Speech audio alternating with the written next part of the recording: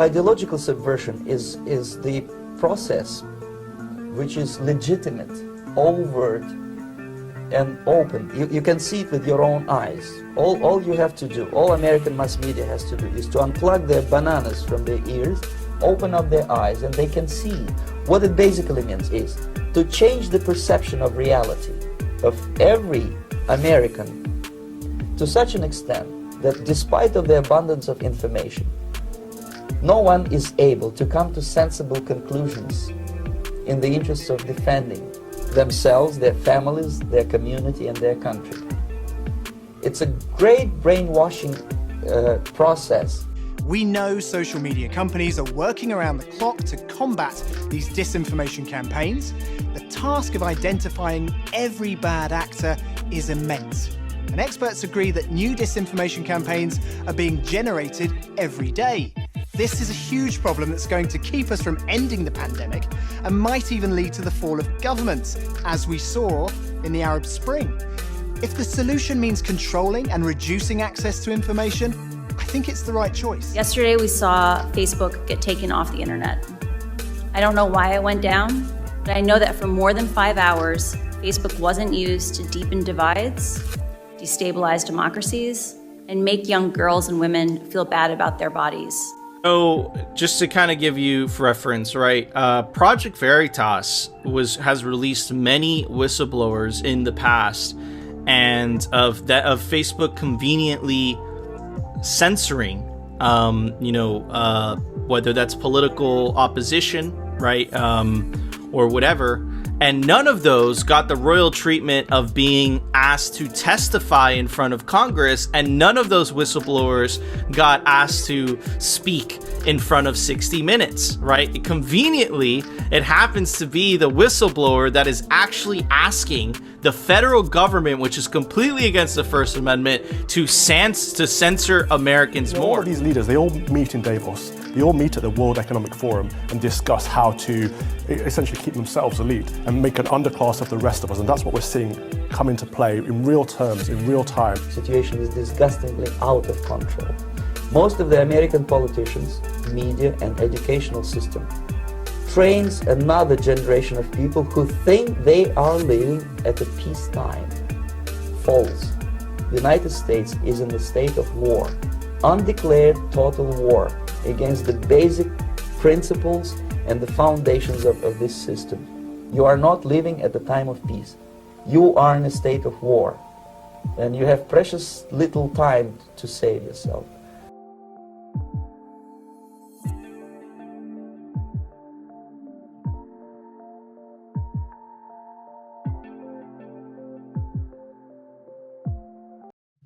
Alrighty, welcome to Toxic Airwaves.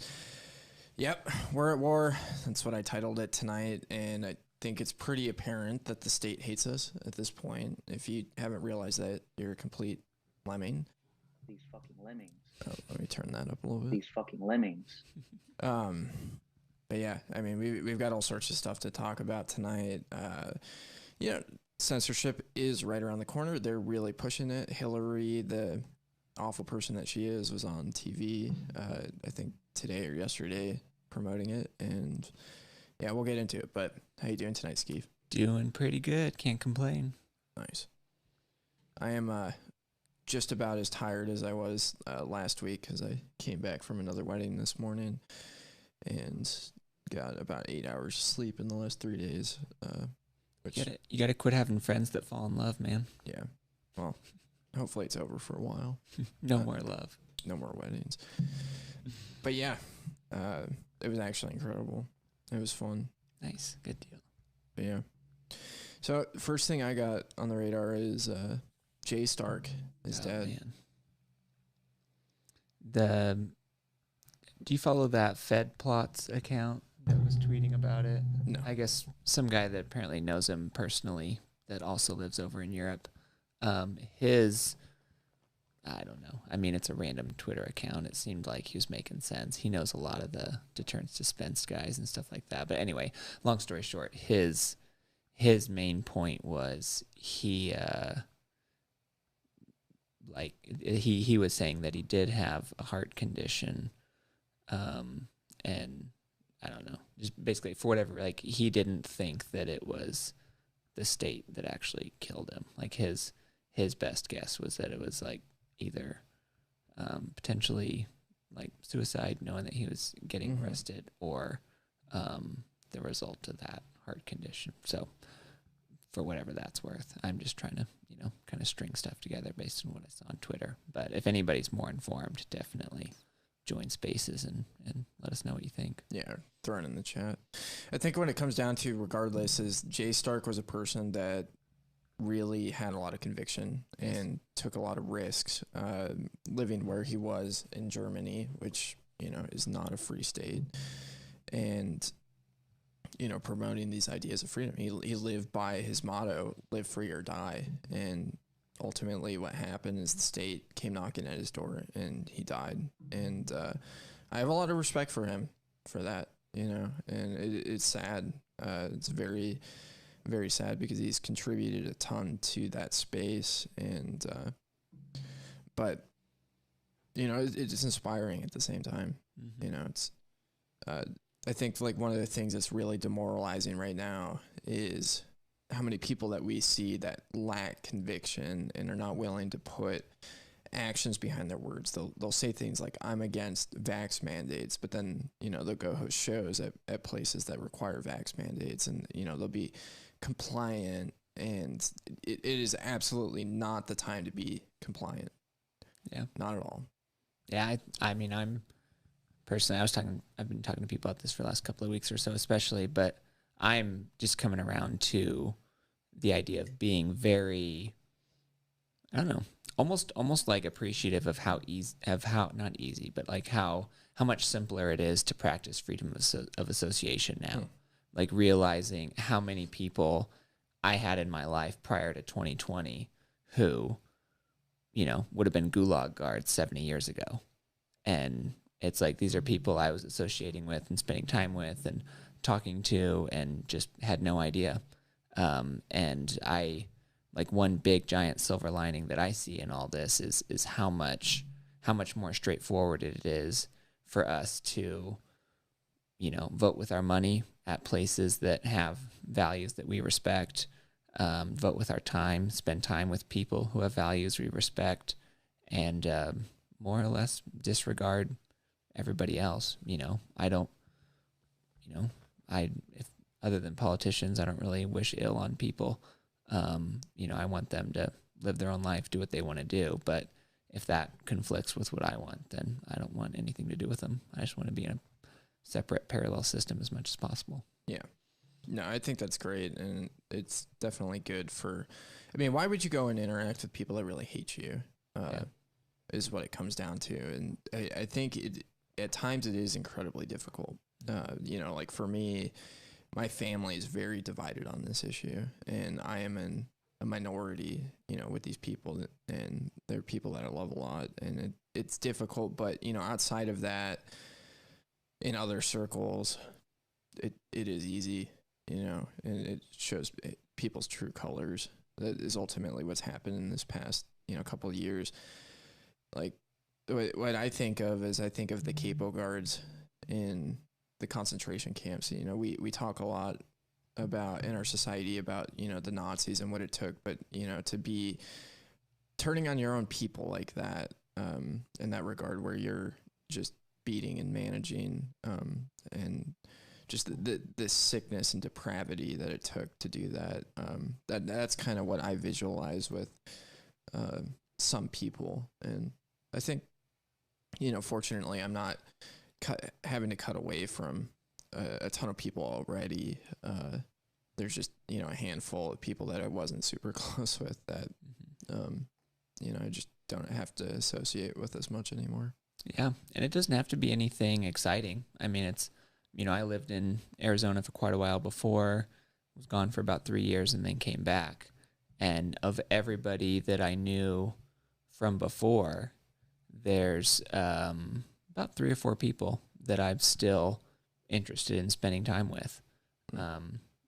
Called up one guy I worked with for 5 years, a long time. I knew him for a long time. And I was coming back into town. I said, hey, you want to get a happy hour or something like that? And And he goes, yeah, I don't feel comfortable going out yet. I've only had my first shot and I'm waiting for my booster. So once I get that done, then, then let's find, maybe find somewhere to sit outside or something like that. And I didn't say anything. I just hung up the phone and I was like, dude, you might as well delete my number. Like, it's a waste of my time. I just don't want to be around that energy. I don't want to be around this nonsense. Like, I have a very limited amount of time. I'm not going to spend it around somebody who's just completely retarded.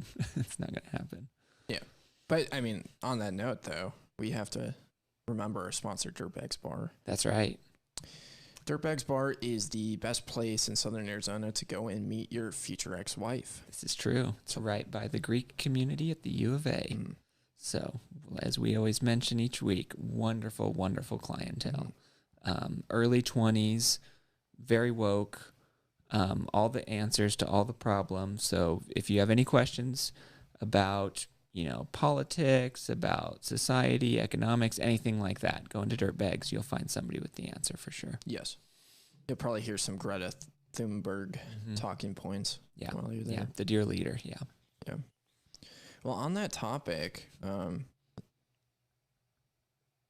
going back to Jay Stark, I just wanted to say a couple more things about him. What we're looking at today is it's really difficult to understand, what's going on, as far as like when things like this happen, of whether, it was a heart condition or whether, I mean, the CIA, I was tweeting about this in when was the Warren Commission? Was that in the 70s? In the 70s, yeah. I believe. So one of the things that came out of the Warren Commission is that the CIA had a heart attack gun that they could shoot like a toxin into people's body, and it would leave it was pretty untraceable in the sense it would just like leave a red dot like the size of a mosquito bite, and the person would have a heart attack pretty shortly after. So, there are things like that, and it's very difficult to understand, what is real. But at the end of the day, it's like there's going to be those of us that stand up that will, might not make it through this. And, honestly, it's kind of scary where we're going. And, we have to get out of the mindset of like, this is going to be easy. And, Jay Stark's a great example of that. And, in many ways is a hero. And to take physical security very seriously and have, I mean, in my opinion, everyone should either have a passport or a timeline for when they're going to get another passport, second or a third or something like that. I mean, it's a good chunk of change. They're not cheap, but I don't know. I think everyone should have I obviously can't afford one today, but here's my plan for how I can get to where I can afford one, because I think they're going to be very, very, very important and well worth the sats before too long. Yeah. Yeah, for sure. That's a good topic. Something I've definitely been considering. So, internet censorship is ramping up again. YouTube, I just saw this headline, and I have a dumb dad joke, but YouTube is going to be banning climate deniers. So we're here to say that the climate is not real. It doesn't exist. Yeah. I have anyway, never mind. I was about to say something I shouldn't say live stream. The climate is not real, everybody. It's made up. It's a social construct. What cracks me up, there's the new term is climate anxiety. So it's people that have, I don't know. It's so fun to watch all these different ways that they're taking obvious mental illness and then repackaging it as some sort of political movement or something like that. Whereas it's like, oh, I have climate anxiety. No, you need help. Like, it's not actually funny. Like, you're an individual who needs some help, like needs some services of some kind, a professional to talk to, something like that. Like, it's not climate anxiety. It's, I don't know what it is. It's something else. I don't, Being a dumb lemming. Yeah. These fucking lemmings. But yeah, I mean, so the censorship debate's coming up again. A lot of people want to censor. It's AK-47. You have to be kidding me about climate anxiety. Yes. No, it's true. There's I mean, I say it's true. It's crazy people on Twitter are talking about how they have climate anxiety and things like that. And it's like they have this existential crisis because, you know, however, I don't know how old Greta Thunberg is, a 14-year-old or whatever she is upset about the weather and talking about the world ending. And that's, you know, leading people to be crazy. Yeah. Yeah. So I watched a bit of the Facebook whistleblower last week, the congressional hearing, and it was just such a big nothing burger. You know, there was a bunch of hype about Facebook going down and then this whistleblower coming out. And, you know, of course, like Nico was saying in the intro that I played, of course they bring the whistleblower that's advocating for censorship. So, you know, she did outline some things that were, you know, not so good about Facebook and Instagram, and, you know, it's things everybody already knows. Yeah. That it just, you know, feeds into mental health and crisis going on right now. And I think what it comes down to at the end of the day is, like, you know, I talk about this a lot, is how Bitcoin and hard money in general really allows for stability in people's lives. And because we live in this fiat monetary system, it attacks the base of Maslow's hierarchy of needs. And so people cannot form, you know, real solid relationships with each other. And they cannot, you know, strive to live in a sense of meaning or purpose, like what they call self-actualization as a result of that, because, you know, there's all these underlying issues going on with, you know, being a debt slave, being a wage slave, everything getting more expensive around you, this, how that impacts the culture around you, being surrounded by people that are in a similar position. And it's just, you know, it breeds mental illness. And then on top of that, you know, like Steve was joking about, you know, but it's pretty serious. It's like mental illness is given a platform of legitimacy, which is, you know, incredibly destructive. But yeah, what came up for me, you know, when I was listening to this, you know, she's calling for internet censorship, is like, people have agency, you know, and they're responsible for taking care of themselves, you know. And you look at all these teenagers that are on Facebook and stuff, like, why aren't the parents involved with this? And it kind of comes back to, you know, this idea we talk about, like, if your kid's getting abused by your school, why are you sending them to the school? Why don't you pull them out? And then if your kid's going to be preyed upon by, you know, big tech or by predators on these platforms that are, you know, encouraging eating disorders and stuff like that, why are you supporting that? Like, why would you send your kids to go hang out with a pedophile on a regular basis? Like, probably not. So why are you doing this? And, you know, there's a bunch of things that comes up with that. It's definitely a nuanced conversation around, you know, technology is just moving so quickly. You know, it's a difficult thing to manage. Like, you know, I was always the kid that could get around anything that my parents implemented on me. But, you know, at the end of the day, like, you know, we're beings that have agency, you know, and we're responsible. And I think what feeds into this is these kind of, you know, this fiat cycle where you have sick people raising sick people over and over again in dysfunction. And, you know, going back to, like, if you can bring your family into a sense of purpose and meaning, into a higher calling together, you know, strive, like, you know, Skeef, you talk about this all the time, like, trying to build a lasting legacy as a family and bring your kids into that. I think that's beautiful. Yeah. And that's a big part of why I think adoption is such a huge deal. You know, my younger son's adopted. Like, I plan to adopt a whole big, huge pile more. Just because it's just an absolute boatload of fun. That's the main thing. A boatload of fun with a pile of kids. Oh yeah. Fuck yeah. Yeah. It's the greatest. So it's that, just to have an incredible amount of fun. But I mean, it's also like, for me, it's the most tangible way I know of to, and like the most effective way I know of to, like, redeem real humans from the fiat system and from all this nonsense, all this evil, like all this terrible, terrible stuff. You know, it's like, I'm not, you know, as anybody who's listening to this knows, I'm not, you know, not terribly confident in the, you know, general competency of the majority of the population. Like, I view 90% of the population as more or less just completely lacking a mind or anything like that. And I, basically have this thesis that I think that is all environment, and it's not genetic. It's not predetermined. It doesn't have to be that way. And I think adopting kids and providing an environment where they can grow into thriving sovereign individuals and not mindless American consumers that, gain 100 pounds and then watch TV 60 hours a week.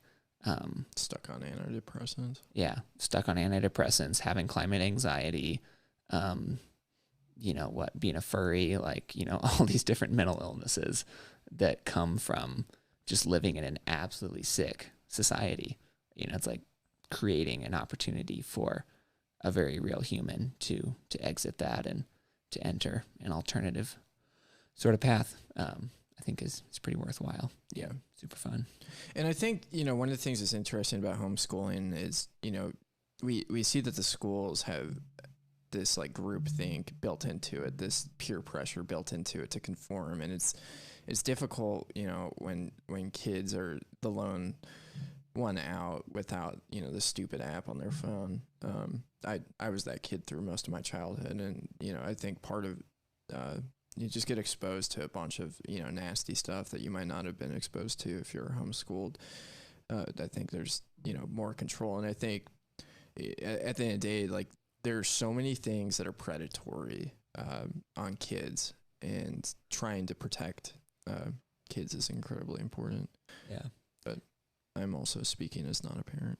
Yeah. Well, and there's just so much opportunity to like manage that stuff through an honest conversation between, treat them like adults as much as possible. You obviously can't treat them 100% like adults, but as much as possible to where it's not, if I ever catch you looking at porn, I'm going to beat you, or it's not that at all. It's, no, this is a very real thing that's out there. It exists. You're going to see it at some point, and there's age-appropriate conversations. You're not going to have this conversation with an 8-year-old, but, with 13-year-old, 12-year-old, 10-year-old, whatever you decide the right age is. Like, you can say these things are out there. You're going to see it. It's going to be around. Here's why I think it's destructive. Here's why I think it's a bad idea. What do you think about that? Does that make sense to you? Does that resonate with you? Does that, is there anything I'm saying that sounds crazy? And it's like, make these things a dialogue, and then, apply that to whatever, drugs, anything, to where it's like, it's not like, I don't know, as much as possible. Like, I don't think that relationship should be adversarial. And it's a huge bummer that I see most parent-child relationships be very adversarial. And I definitely don't think it has to be that way. Yeah, that's interesting.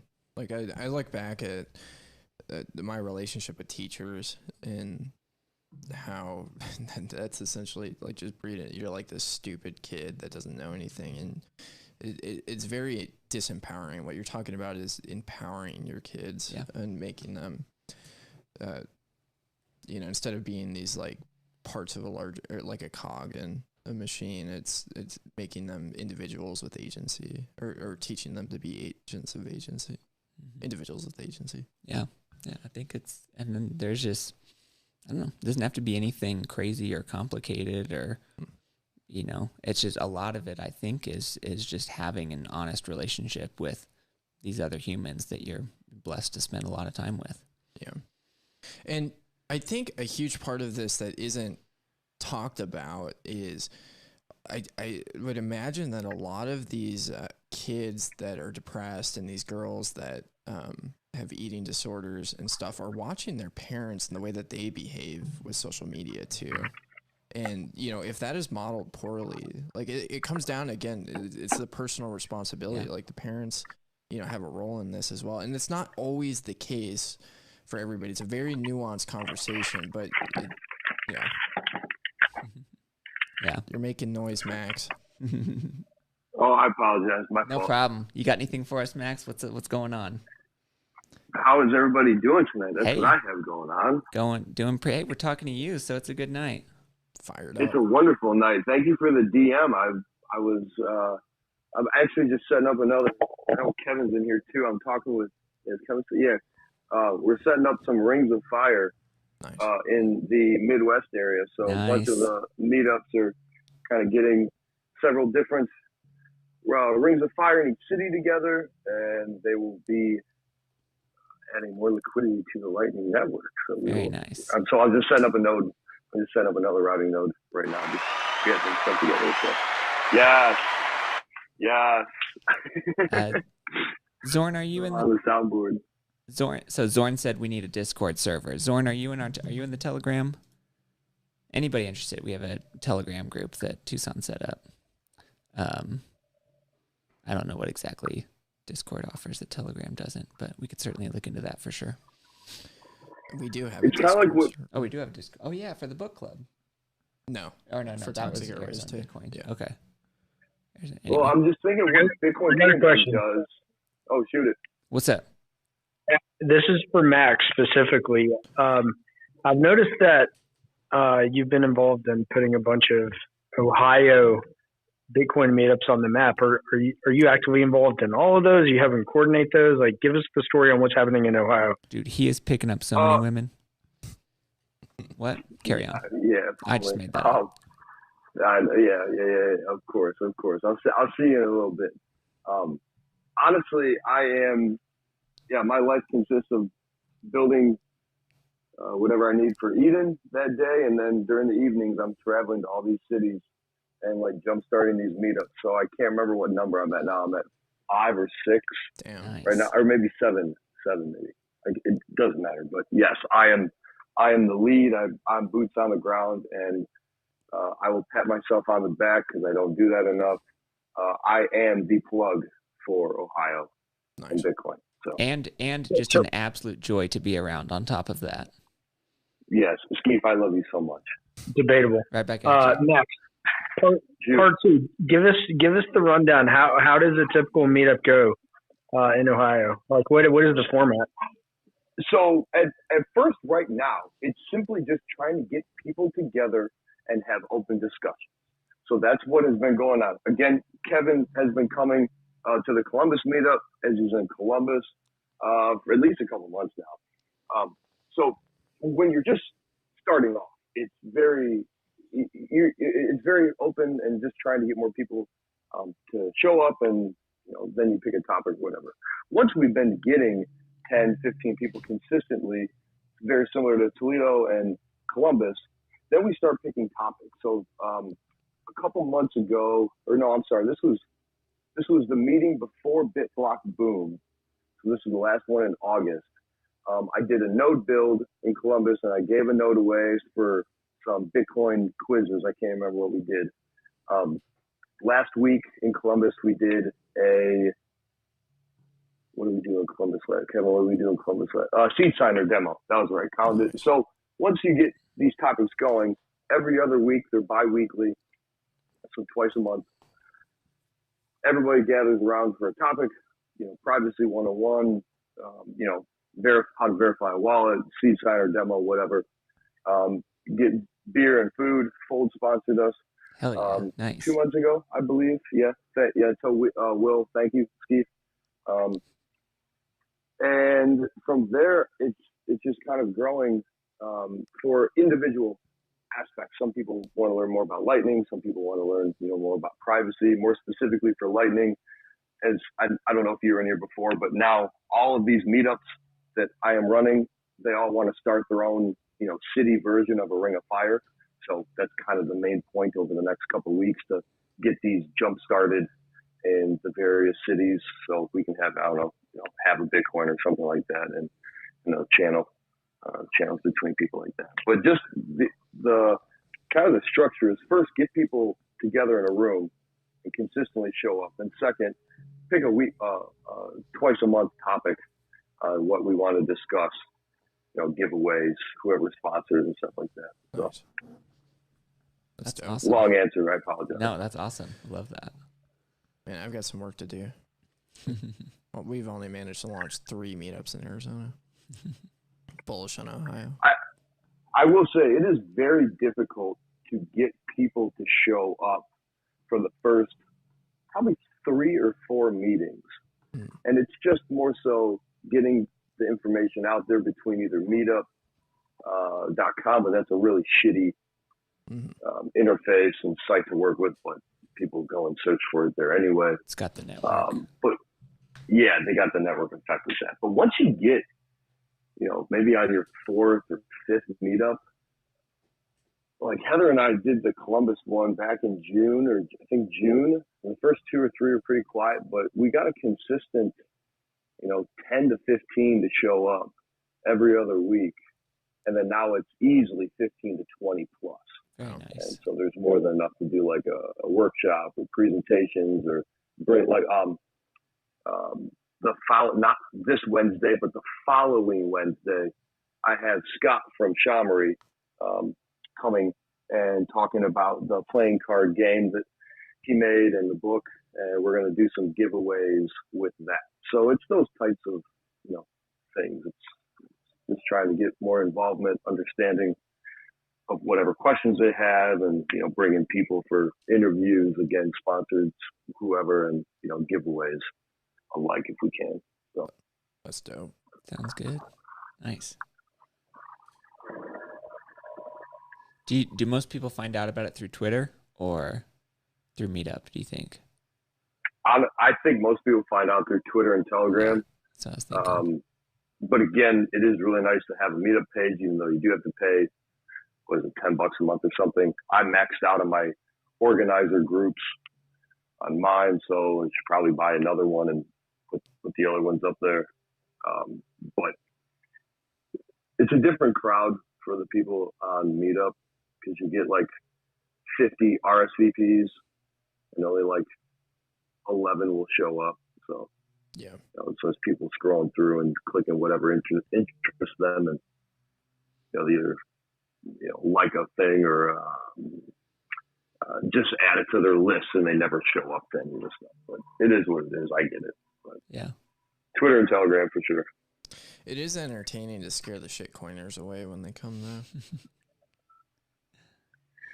I have a really tough time distinguish. I mean, I can be. You guys know how toxic we all can be, but especially in these environments, you try to be open and say, "Hey, we're Bitcoin only." You can bring up anything for context, but please don't. Oh, this thing's gonna pump. We need to buy it. Or, oh yeah, I've been doing this, and XRP to the moon. It's like, okay, you're done. Please leave. This is a Bitcoin only meetup.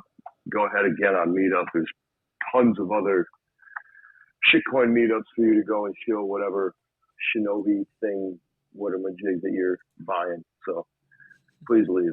But I try to be as respectful as I can. But when you're not, then we just say get the fuck out. Yeah, like I when I say scare them off, it's usually suggesting that we're here for something more than trying to make a quick buck, and that usually freaks them out.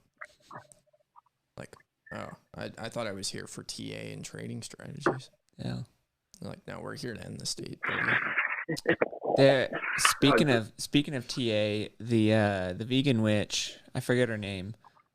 She said something about Mercury and Saturn lining up around the time there's a ETF announcement coming in. So anyway, long story short, 100K Bitcoin by Austin Beefsteak, guaranteed. All right, let's go. Let's see that pump. It's based on planets and speculative news, I believe, is the data source. Nice. Do you have a Glassnode account now? I don't. Man, I cannot believe how much that costs. It's literally costs as much as a brand new S19 is what people are spending on Glassnode. I was going to say it's very pricey. Yeah, you have to pay for it. It's $800 a month, and you have to pay for a year up front. So $9,600. Like that's serious? Yeah, $9,600. So everyone with a Glassnode account shelled out $9,600 up front. It's so stupid. Scam. It's like, yeah, you could be running a brand new fucking miner. But But to be fair, if I was running if I had a Glassnode account, I'd probably get on Pomp's show. Well, what used to be Pomp's show? No, he's back. Oh, he is back. Shit. Oh well. So, yeah, he's like, oh, I can't believe they banned. Like, really? Like, you're literally selling unregistered securities. Like, of course they. So yeah, we had I think it was Lurk in our Telegram Let me pull it up. Oh, those screenshots of his advertisements. Yeah, so They were it was his thumbnail. horrible. Make $1,000 this weekend. It was. Big money is buying Solana. Zorn wants to know how many shitcoins circle Uranus. That's a good question. I don't know if we have any anatomy and physiology experts in the audience tonight. He's had Rug Pal on a couple times. Yeah. How Rug is all in on ETH. Yeah, that's pretty bad. Yeah. That him Raul Pal tweeting his portfolio recently made me very happy to see that he's only 5% Bitcoin. I wish it was 0. But Yeah. I'll take 5. That'll work. I wish he was all in on XRP. Yeah. That'd be great. Joe, what are you up to tonight? What do you I'm just in like dad mode on the couch playing with my chihuahua. Nice. Well, how do you play with a chihuahua? Is that like hacky sack or how's that work? The chihuahua just fucks with you nonstop, just wants to play, and you just like throw the ball. But you like kick it, right? And Is that how it works? I could kick this dog like 40 yards if I tried. Just record it so I can watch. That's all I ask. Yeah. So Paywall that. So I found that I have a front yard rattlesnake today.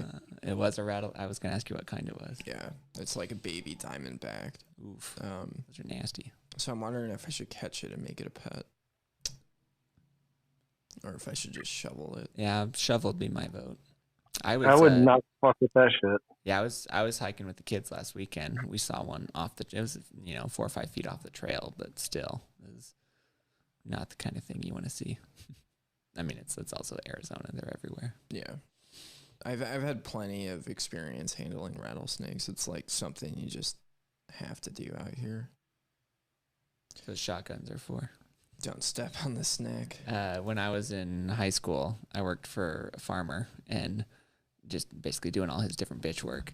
And one of the things we did one day was he had all this tin out in the field, like giant pieces of just tin just sitting out in the field. And he's like, there's rattlesnakes everywhere, totally full of it. And so he's like, just get rid of them. And so me and his son, we basically took turns. One of us would flip it over, and the other one would be standing there with a 12 gauge and just like rattlesnake genocide all afternoon. Probably not the smartest thing ever, and PETA would definitely not approve, but I don't know. PETA's a bunch of losers. Talking about promoting mental illness. Yeah, mental illness. Those people are morons. Or to say that they're morons is, actually kind of mean. They're just sick people that need to be sitting on a couch talking to somebody. But Optimus, good to have you in here. What's up, boys? What are you up to this fine Monday evening? Just chilling, dude. Just got a very nice blend and mix of herbs and spices over here, and I'm just chilling, listening to Toxic Airwaves. Hell yeah, that's what I do on Wednesday nights for Bitcoin kindergarten. Get the herb mix just right, and then hopefully wait till after recording to start talking. Let's go. So the question is, which one of our shows is going to get banned first? Do you think? Ooh, that is a very good question. You guys got a bigger target. I think that's mostly what it's about. I think unless you're just like outright, I don't know, just like straight up talking about how, great. I don't know. I don't even know if we can say its name, but anyway, unless you're like really bad, I think it's mostly about like audience and size, and it's like I think that's how you get on the radar. Yeah. But yeah, I'm basing that on stuff I pulled out of my ass, so it might not be true. I get the single too, and it tells me the same kind of truth, bro. Yeah. I'm gonna throw out a couple buzzwords that might get the moderators' attention. So, already started out hot. Climate isn't real. It's a social construct. Ooh, construct. Yeah. Second one, Trump did nothing wrong. Nice. And I don't know any after that. We say retard all the time. If that's a problem, then we'll jitsi. Hillary Clinton's body count is growing by the day. Yes, it is. Yeah. Dude, I thought I'm trying to, my current Twitter account, I'm trying to actually make it last a while. And I saw she said something, and I just reflexively tweeted something about hashtag Clinton body count. And I was like, man, is this gonna? But nothing happened, so it was fine. I thought it was maybe gonna get nuked, but This is so Zorn says men are better women than women. This is something I found kind of entertaining about the libertarian community. Is there seems to be a lot of misogyny jokes. about Just in in general. general. Yeah. Well, the thing that I find very strange, and this is not at all an original perspective. Lots of people have seen this, but it's just like how much it's almost like I don't know, like especially like the neo feminists, not the people that got women the right to vote, but the people that are angry and have colorful hair and tattoos and piercings and live in Portland and things like that. Go to Dirtbags Bar. Yeah, it's like that. Well, no, I think theirs is more the Greek crowd. They at least look nice. They're still completely retarded, but they look nice. But it's like it's almost seems like they're the ones that hate women because they're like trying. I don't know. It's like they're making all these false equivalencies. They're making life objectively pretty terrible for women. I mean, I don't know. That was just something that popped out of my head when Zorn, you were talking about that. But Yeah. I don't know. It's very strange. I don't know. Like it's a lot of it's more of like the mental illness masquerading as a political movement. It's very strange to watch because it's like anybody with some amount of competency in life can look at this and be like, okay, this is not a healthy individual. This is not somebody who, wakes up in the morning excited about life. Like this is not somebody who helps out who cuts their neighbor's grass when they need it. Like these are not good people that you want to be around. Well, I don't know.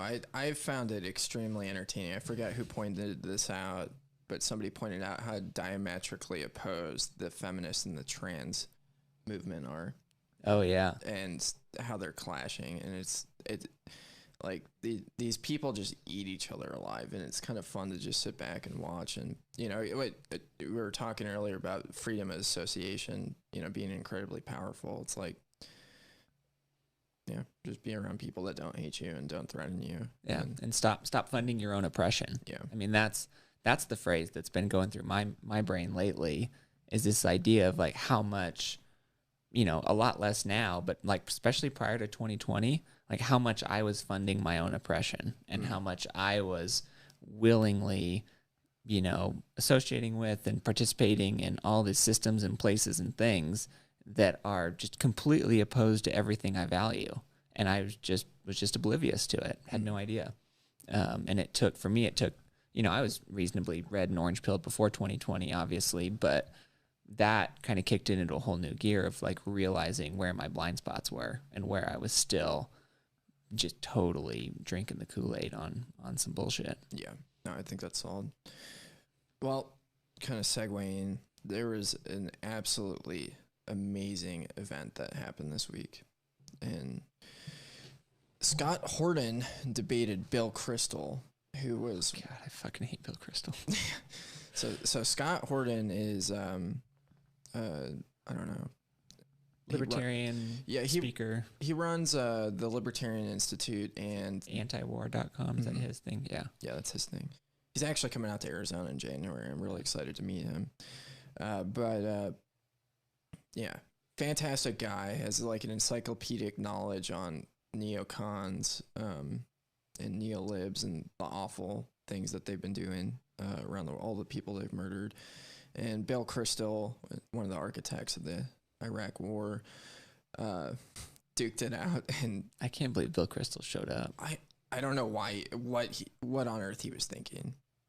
Like, Maybe these people like just like live in this world of just complete, I don't know, oblivion, because they have the media just standing behind them at every turn. So they think they're like justified, or at least they probably don't care if they're justified or not what they're doing, but they think that they'll at least have some cover for the awful things that they're doing. Yeah, well, I'm sure that guy lives in a massive circle jerk where everybody talks about how awesome he is and Yeah. how much better the country is because of all the people he had murdered. Yeah. Well, I'm sure Bill Crystal, had to sit on a donut for a couple. He's gonna have to sit on a donut for a couple weeks after that one, because he really got reamed hard. It was so fantastic. It's like one of those moments. Yeah, I need to go back and watch. I'll probably pull some clips from that, throw it in next week's intro. Yeah. But yeah, if you haven't watched it, definitely go watch it. And throw like, the one big downside of that was the event was held at a place that did the whole vax thing for entrance. Oh, really? Negative test. But regardless, like, it was probably worth it for Scott to go and just be able to pummel this moron and murder. Yeah. Yeah.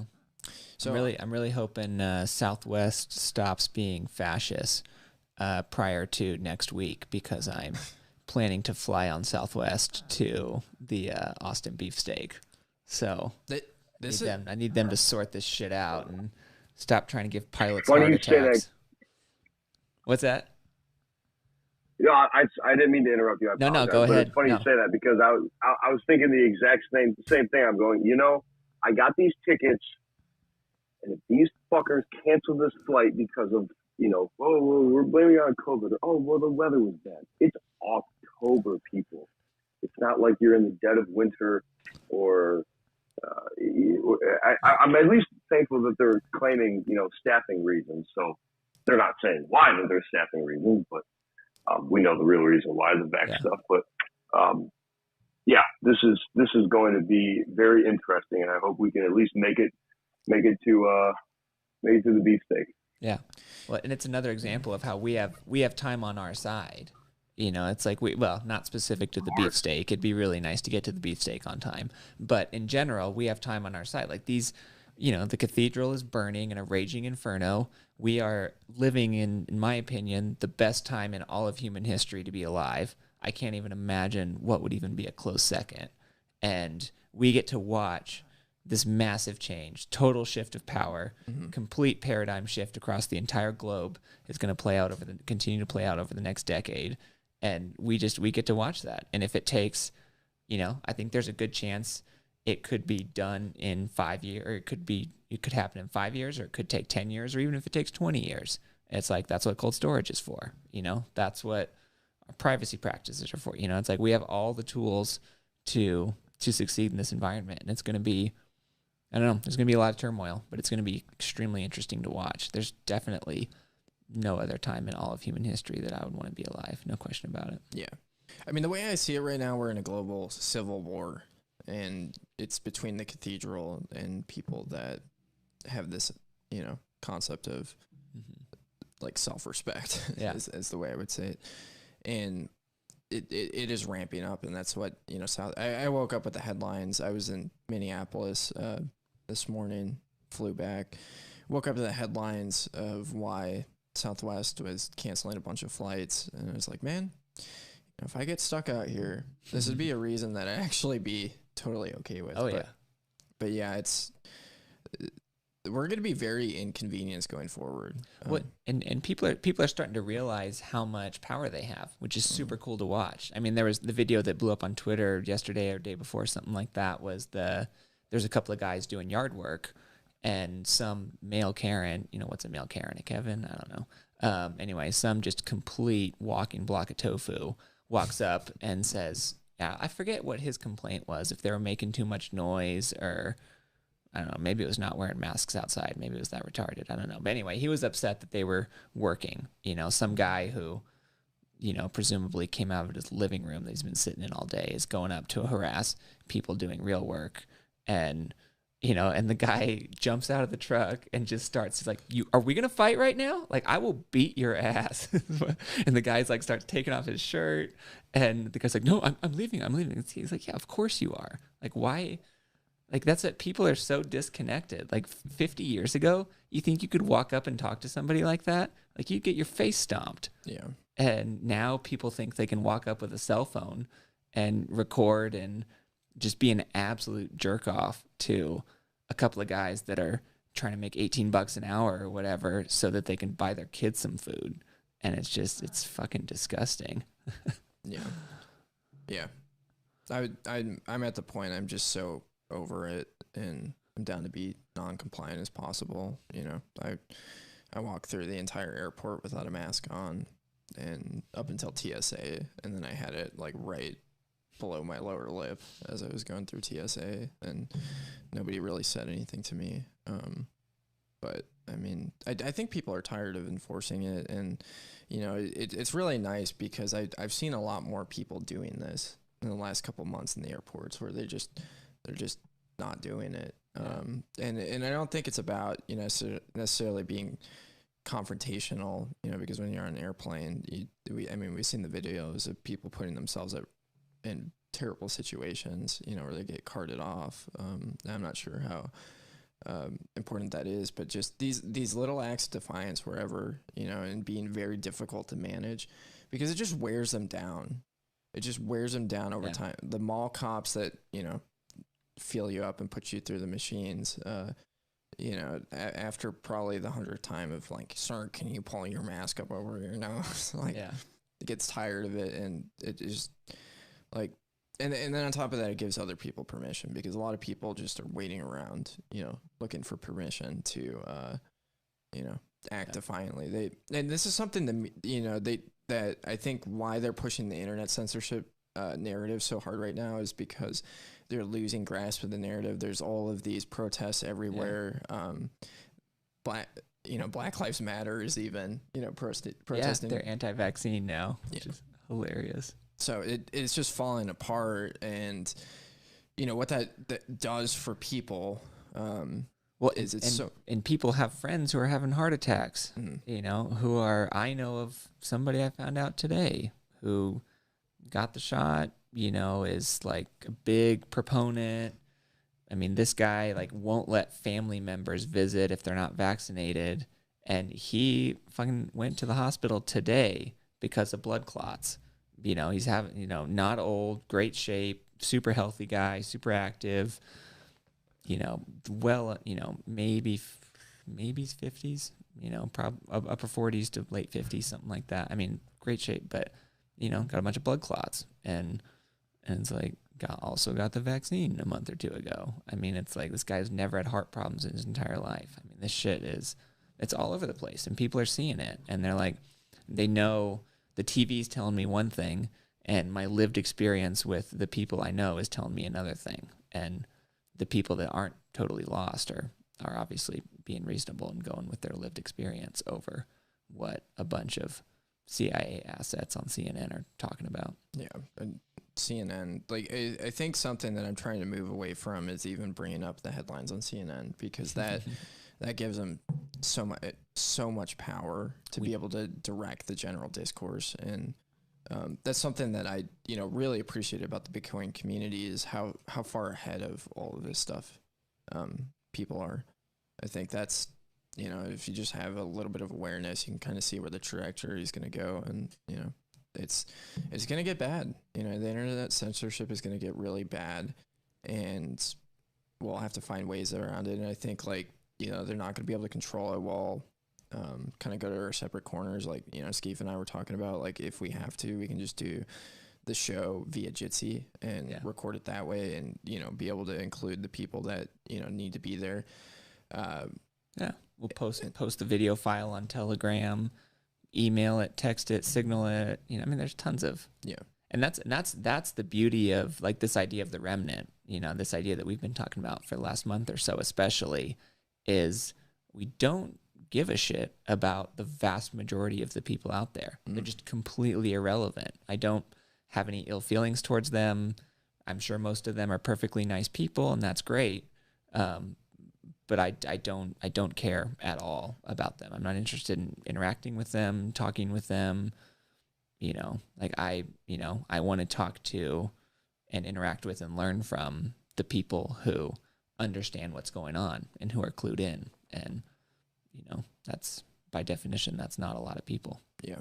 And I think, at the end of the day, I think it's really powerful to get away from this idea of like, we need to convince everybody. And fuck mass adoption. Yeah. The whole mass adoption. Like you have the Bitcoin meetups, and from the Bitcoin meetups, you can have subgroups that are, include vetted members where you can go and talk treasonously. And, and I think that's important, because you can affect change locally, with each other. And this is a big topic, that's been coming up and is going to get a lot worse, is the supply chain issues.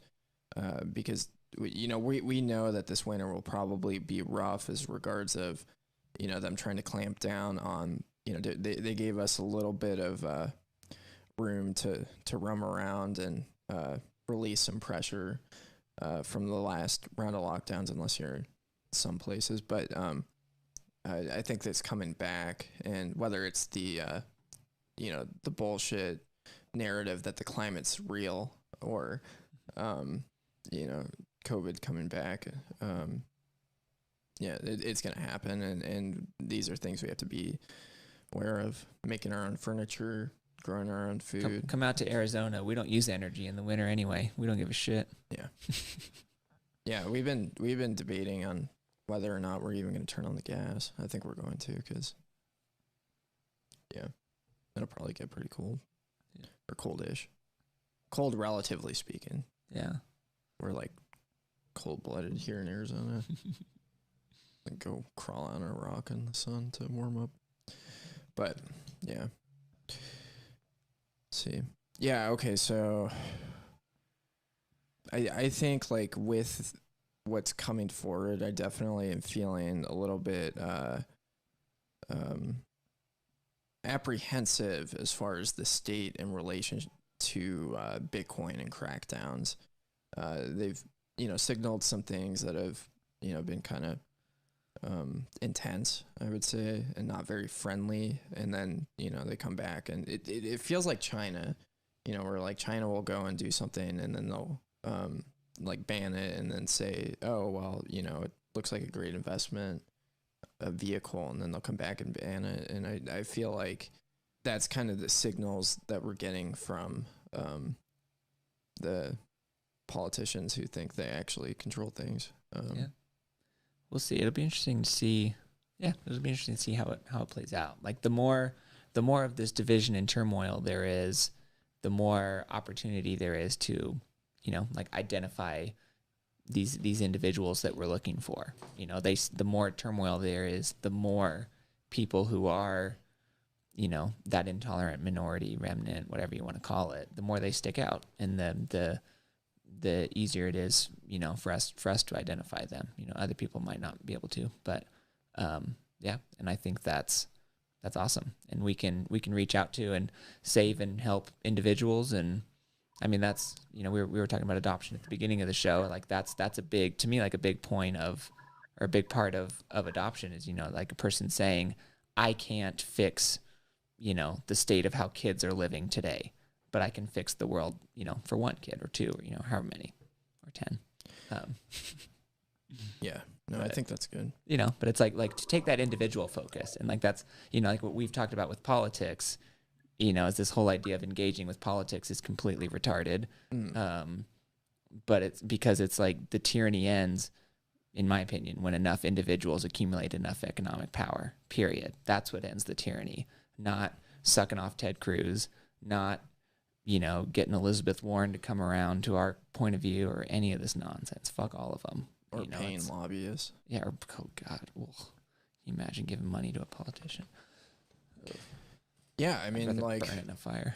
Like these fucking morons think that they can, like, sit there and be like, you probably shouldn't take your kids trick or treating if they're not vaccinated. Like, Like, bitch, we went last year. Who are you talking to? That's so stupid. You know, and I love when they come out and they say these things. Like, this has been something that's been so funny about all of this stuff. Yeah, I mean, one of the things that I really love about this region is how uncompliant people are. It's fun. It like the city of Tucson's coming out trying to tax a bunch of people because there's so much money that I'd love to like do a study and see how much money is floating around untaxed because Massive cash economy here. Yeah. Massive. Probably bigger than the normal economy, which is pretty impressive. Well, and anywhere along the border that has a significant presence of people that aren't fully documented is going to have like just deals a lot more in cash. Like I know, anyway, yeah, quite a few of the services that I acquire and things I buy are from people that probably not totally legal. And I love paying in cash for stuff like that, because it's like, it's a way to, I don't know, it's a way, anyway, I just like paying in cash anyway, because I love giving people the option of whether or not the government finds out about that transaction. But yeah, it's empowering to people. I think it's fun. It's good. Yeah. I love the meme going around. I used it this morning with the shuttle driver from the airport. Like the whole taxation is theft thing when you tip them. Write 0 on the tip and then leave some cash for them. I think that's powerful, and it's a meme that like it's amazing to me how few people have thought about that concept of like it's not voluntary. They have no say in it. They're being coerced. They don't have any control of where the money goes, and they're like everybody's funding stuff they vehemently disagree with, regardless of which side of the political spectrum you are. Like you could be a conservative, or what do we call them? Conservacucks. Cuckservative, and be very happy, or you could be what did AK-47 call him earlier? The granola. The Whole Foods crunchy women. Yeah. And what it comes down to, it needs to be voluntary, I think. And that's actually kind of a good, I just love that meme. It makes people think and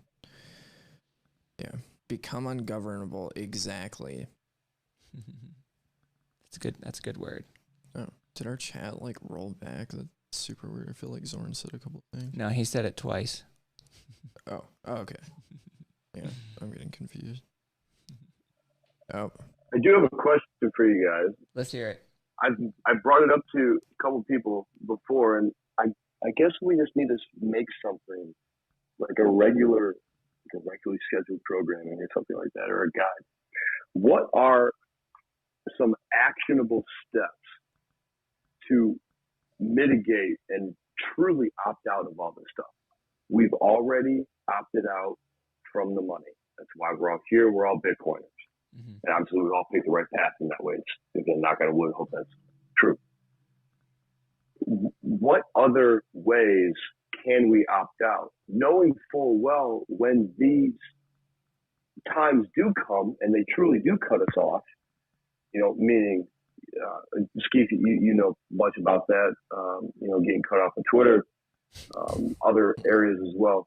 I'm looking for actionable steps for opting out of the legacy communications, the legacy food, distribution network. I don't want to go to my grocery store anymore. I don't want to, use, the telephone in the traditional sense. We should have mesh networks built up, but, besides opting out with the money as we've already done, what are other actionable steps, again, such as, mesh network, for communication and, finding your local beef provider, grass-fed beef, so on and so forth. What are some other actionable steps? Go ahead, Clancy. What's up? Hey guys, what's up? So Charlie Robinson just came out with a new book.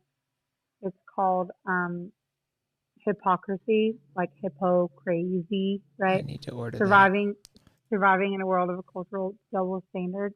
Nice. And it's a good book.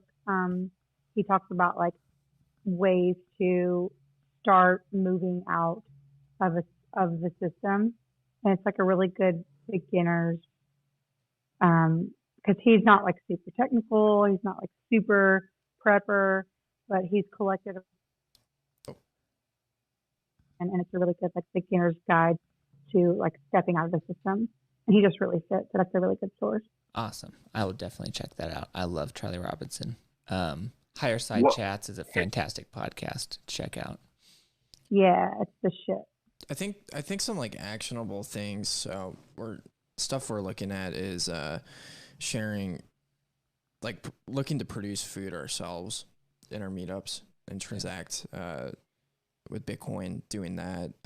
I love what Start9's doing with self-hosting these things, like to run your own matrix server and be able to communicate in a very secure manner. I think that's huge. The Embassy is a fantastic option for if you're on Android, getting out of Google search, iCloud or basically you can use the Embassy to host your own backend, whether if you're currently on iCloud or currently on Google Play or, whatever. That's a big one. I actually think, in my opinion, by far the most important thing is what's your income? How do you sustain yourself? Like, how do you buy what you need for you, your family, whoever? Like that, to me, that's the most important thing. Because if you're the more uncensorable your income is, the harder it is for them to grab you by the balls and get them, shove a needle in your arm or, whatever it is, whatever they come out with next. They're going to, next is cyber pandemic. Who knows what comes after that? Blah, blah, blah, blah. Also, I think that it's really important that you get to know your community. Yeah. Because, yes, like Joe and I, we recently went on a trip to New Hampshire and we stayed at the bed and breakfast. And it was really cool. First of all, it's New Hampshire, so they're free stuff there, right?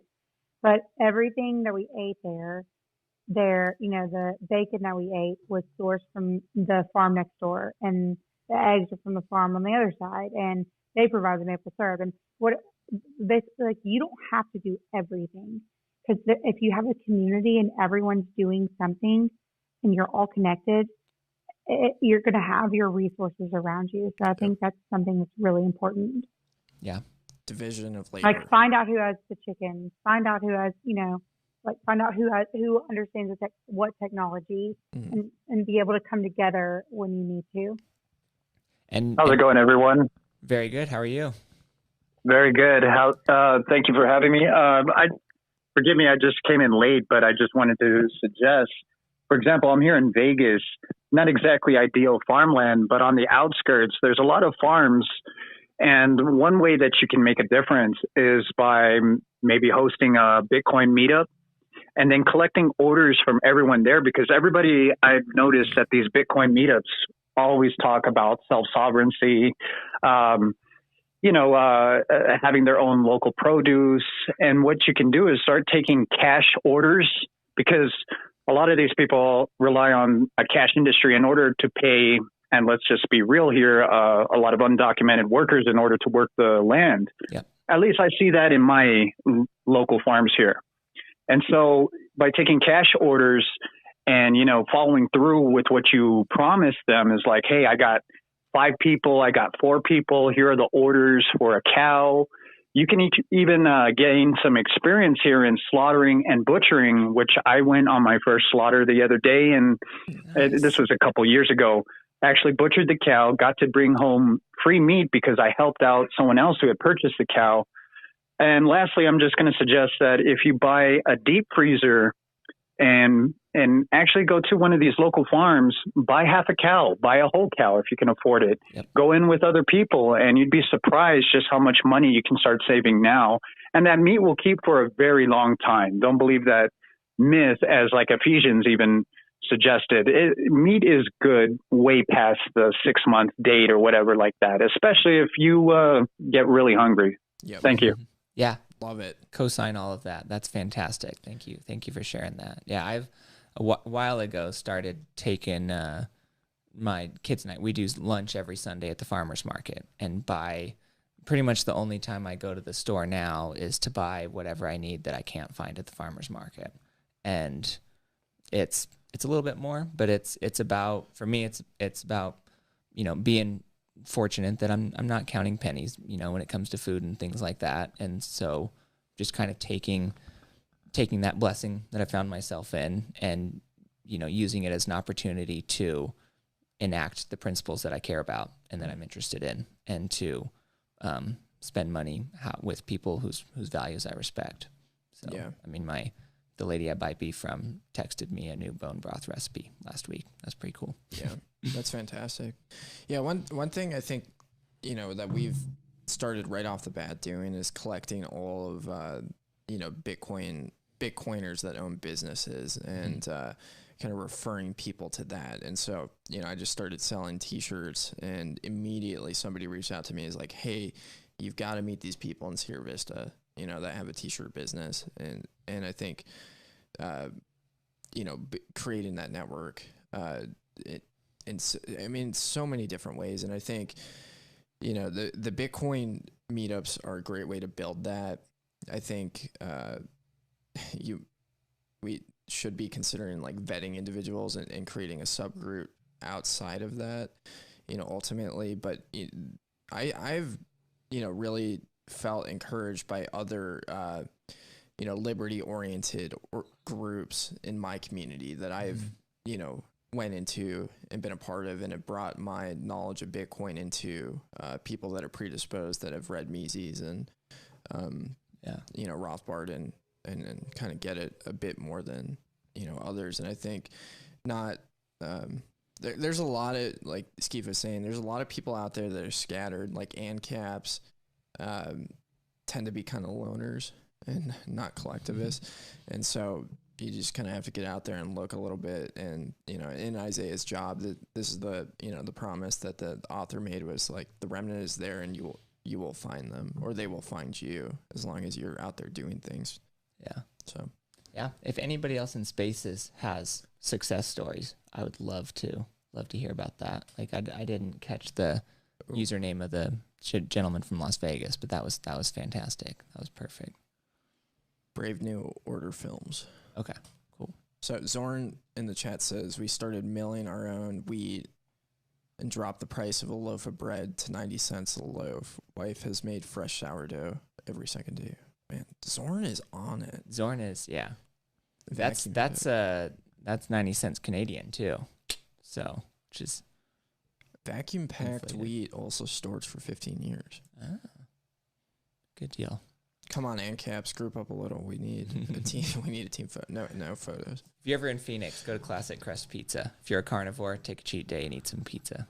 You can pay over Lightning, and it's good.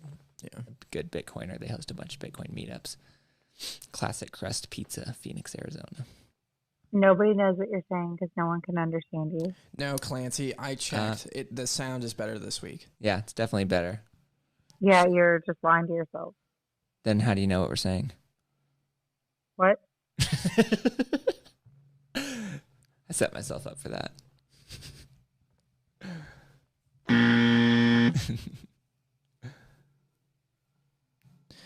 All right. I got a couple more things. Yeah, Thank you for answering all those too. I didn't mean to hijack it, but it is very helpful for when people had, like you said, Skeef had success stories regarding what they absolutely have found. Buying meat at meetups. There was a guy on the podcast, and we can end it here. This is the last thing. Before we move on, let me find his Twitter handle real quick. He was just on Daniel Prince's Once Bitten pod twice. It's Modern T-Man, at Modern T-Man. He is doing a lot of, I'm not even following him, I better follow. He's doing some interesting stuff in Texas regarding essentially that. More specifically in the food distribution center, but sourcing all that stuff locally and building. You're going to have to listen to part 2 of the episode. It's the most recent one on the Once Bitten pod, but it's a Texas Beef Institute or something, where they kind of have a network of sovereign individuals simply buying beef from the suppliers and slowly growing within that 60 to 80 mile radius. So, but just a thought to add from someone, another actionable, person doing something like that. But thank you for answering all the questions, the questions and the successes. Yeah, no, thank you. That was fantastic. Yeah. Yeah, this we have to be on this right now because it is gonna get rough. Just the way that they've been, we're joking about how the climate isn't real earlier. Like the climate change narrative, I think is total horseshit. But the way that we do treat the climate, I mean, with soil erosion and mono crop harvesting and growing, it is so incredibly destructive. And, we've already seen this happen in the United States in our history with the Dust Bowl of just horrible farming practices creating extreme disruption in the food supply. And it seems like we're heading there, and some people are hell-bent on that happening. I mean, how many times have we heard that they want us to eat bugs? Yeah. Fuck their bugs. I'm eating meat. Yeah, if I could also make another suggestion, if you have any questions, a lot of these homesteading communities are kind of insular, especially when it comes to like obtaining raw milk, which is crazily illegal in many states. So, except Utah, which is close to Las Vegas, and I've known people that actually drive there and fulfill orders for others in Vegas and bring them the raw milk. But you can find farms that sell raw milk and other materials or produce to you. But of course, you got to get to know the people. So, attend a carnivore meetup. See if you have any in your localized area.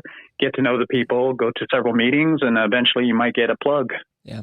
Thankfully, Arizona is pretty good about raw milk. I that's one of the things I buy at the farmer's market pretty much each Sunday. Nice.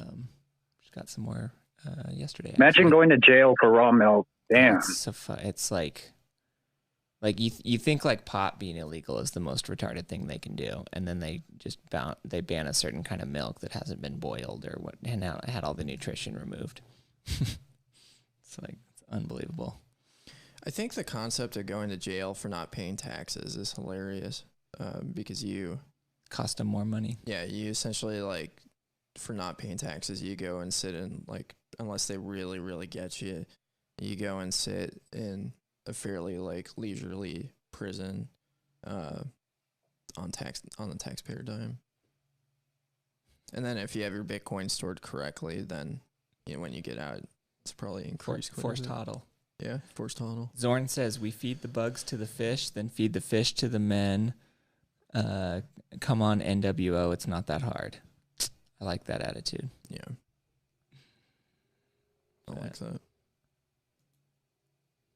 Yeah, so my girlfriend went to she's in a band, and one of the band mates has a sick house set up where it has he has an 8-foot deep aquifer right in the middle of his living room that acts. Yeah. So nice. The roof collects rainwater and pumps it down into this giant pool that acts as a cooler. And he has a goldfish that is 8 years old. Interesting. That just one single goldfish that just keeps it clean. What? I need to learn more about this. Yeah. Wait, I don't get the goldfish part.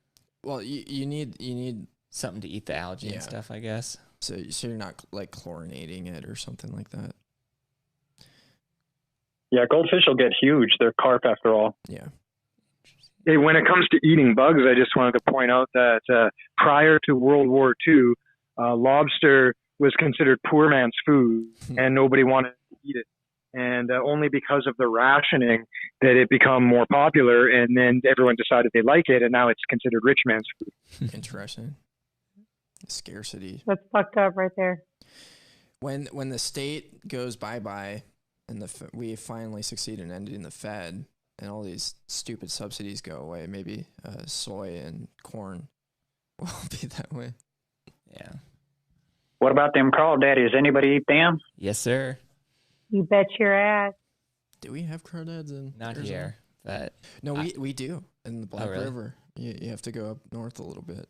I mentioned it earlier. When all through high school, I worked for a farmer. He was a rice farmer, and they would have crawfish in all the ditches out in the field, like everything. And then that was just another way that they made money. And so, did lots and lots and lots of traditional crawfish boils out there. It's a good time.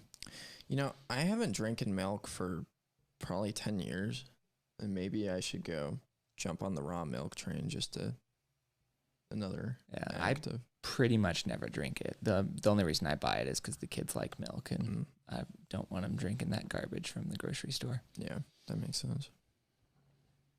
Fucking love milk. Milk. So fucking yummy. I don't want to live without milk. Yeah, I'm not opposed to it. I just don't. I don't know why. I've never liked it. Joe's an old man. He drinks milk every night before bed. Ooh, is it warm? No, but he's moving in that direction really quickly. Does he rub his belly after each drink and talk about how it, I don't know. Like, helps. So are you asking if he's Santa Claus? No, just if he, I don't know. I'm trying to think of stuff old men do. Wears black socks with his chacos? Joe has chacos? Yeah, but only when he Nice. has socks on. I'm a Chacos ride or die. People on the YouTube, well, I wasn't gonna stick up my foot, but I'm wearing Chacos right now. I'm a big fan of Chacos. You gotta get a good Chaco tan and flaunt it with pride. Yeah, this is the way. It's Latinos wear chanclas. What? Chanclas. It's is it sandal in Spanish, or is it just like the generally recognized Yeah, it's term? sandals. Sandals, yeah. But old sandals that like where the Yeah. Optimus, you're Mexican. You wear that? These people on the YouTube live stream can see my Chacos.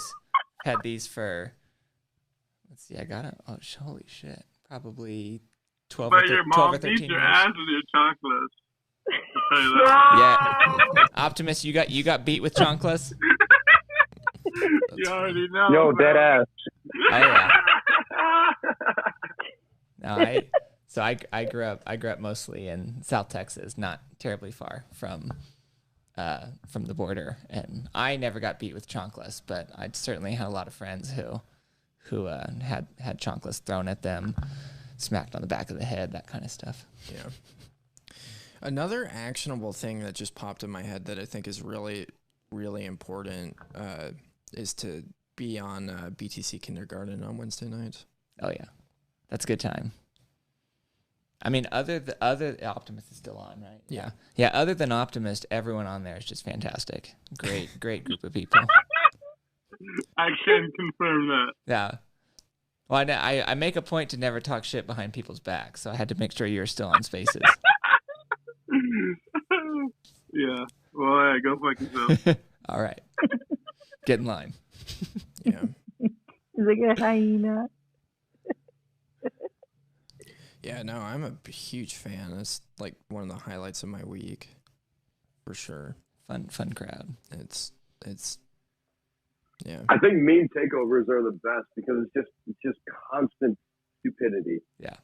It's just pure. It's just pure Bitcoin signal stupidity. It's fantastic. And you don't have to smoke weed before Bitcoin Kindergarten, but I recommend it. Yeah. There might be someone smoking weed on every intro, but I don't know. We'll see. Here we go. Maybe I should add a bong rip sound to our soundboard. Get the the bubbles or something. We have a real life one. His name is the Hobo Hodler. Oh yeah, that's right. Yes. Yeah. So I kind of ran through our topics. I'm trying to think. I had one pop in my head. Ask the crowd. What do they got? Yeah. What are your guys? Got anything else? Anybody out there hear anything they disagree with? They want to tell us we're wrong about? We're also very open to that. Any climate believers? Wow, man, let's not go that far. Climate's a social construct. It doesn't exist. Space is a psyop. It's all fucking lie. Yes. Yeah. Wait. And say space? I was, Yeah, bro. Eddie Bravo from the top rope. I love Eddie. I was listening to this. I can't remember which podcast I was listening to, but there was a historian on there, and he was talking about how if you look at the climate and throughout history, throughout the cycles of like the economic cycles, throughout like the Great Depression, and throughout the climate's constantly fluctuating, right? Mm-hmm. And depending on the climate, it depends on the crop and the cycles of the crop, which directly feeds the economy. So it's literally just like a cyclical thing that happens, and they don't want you to know this, because if everyone knows this, they realize that yes, there are things that we can do to help our atmosphere and help our earth, and not not throw shit into the ocean. But it's just a cyclical thing that happens. It's a natural progression. It's like an up and down. It's like hills and valleys. Yeah. But they don't want you to know this natural history because it would fuck up their agendas. Well, and then people would discover that carbon credits aren't helping the environment. Yeah. That's not true, because I saw on National Geographic there was a polar bear and he was barely standing on an icicle or not an icicle, a glacier. So I know it's true. Was the polar bear sad? He looked very sad. Oh man. Yeah, your fucking straws did that to him. I was a little skeptical until you told me it was sad. Now I believe it 100%. Get ready for the sad Coca-Cola commercials. How Coca-Cola. And then when you add that "In the Eyes of an Angel" song. Oh yeah.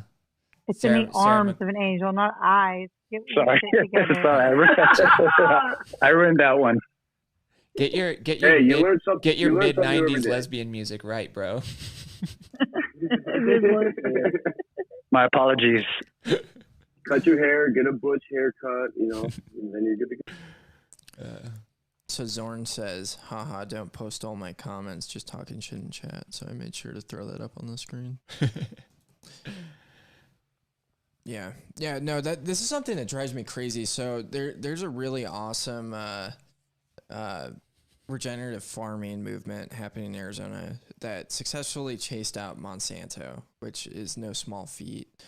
And one of the things that they were talking about was, generating local rainfall, and how a lot of things that we do is so incredibly destructive. And, our entire region has been in a drought for a long time, and it's getting kind of dangerous to the point where we very well could see water wars between Nevada, California, Arizona, and that could escalate. What the fuck is a water war? Well, when there's no water, or very little water, it's very scarce and not enough to go around. It could turn into, some pretty intense battles.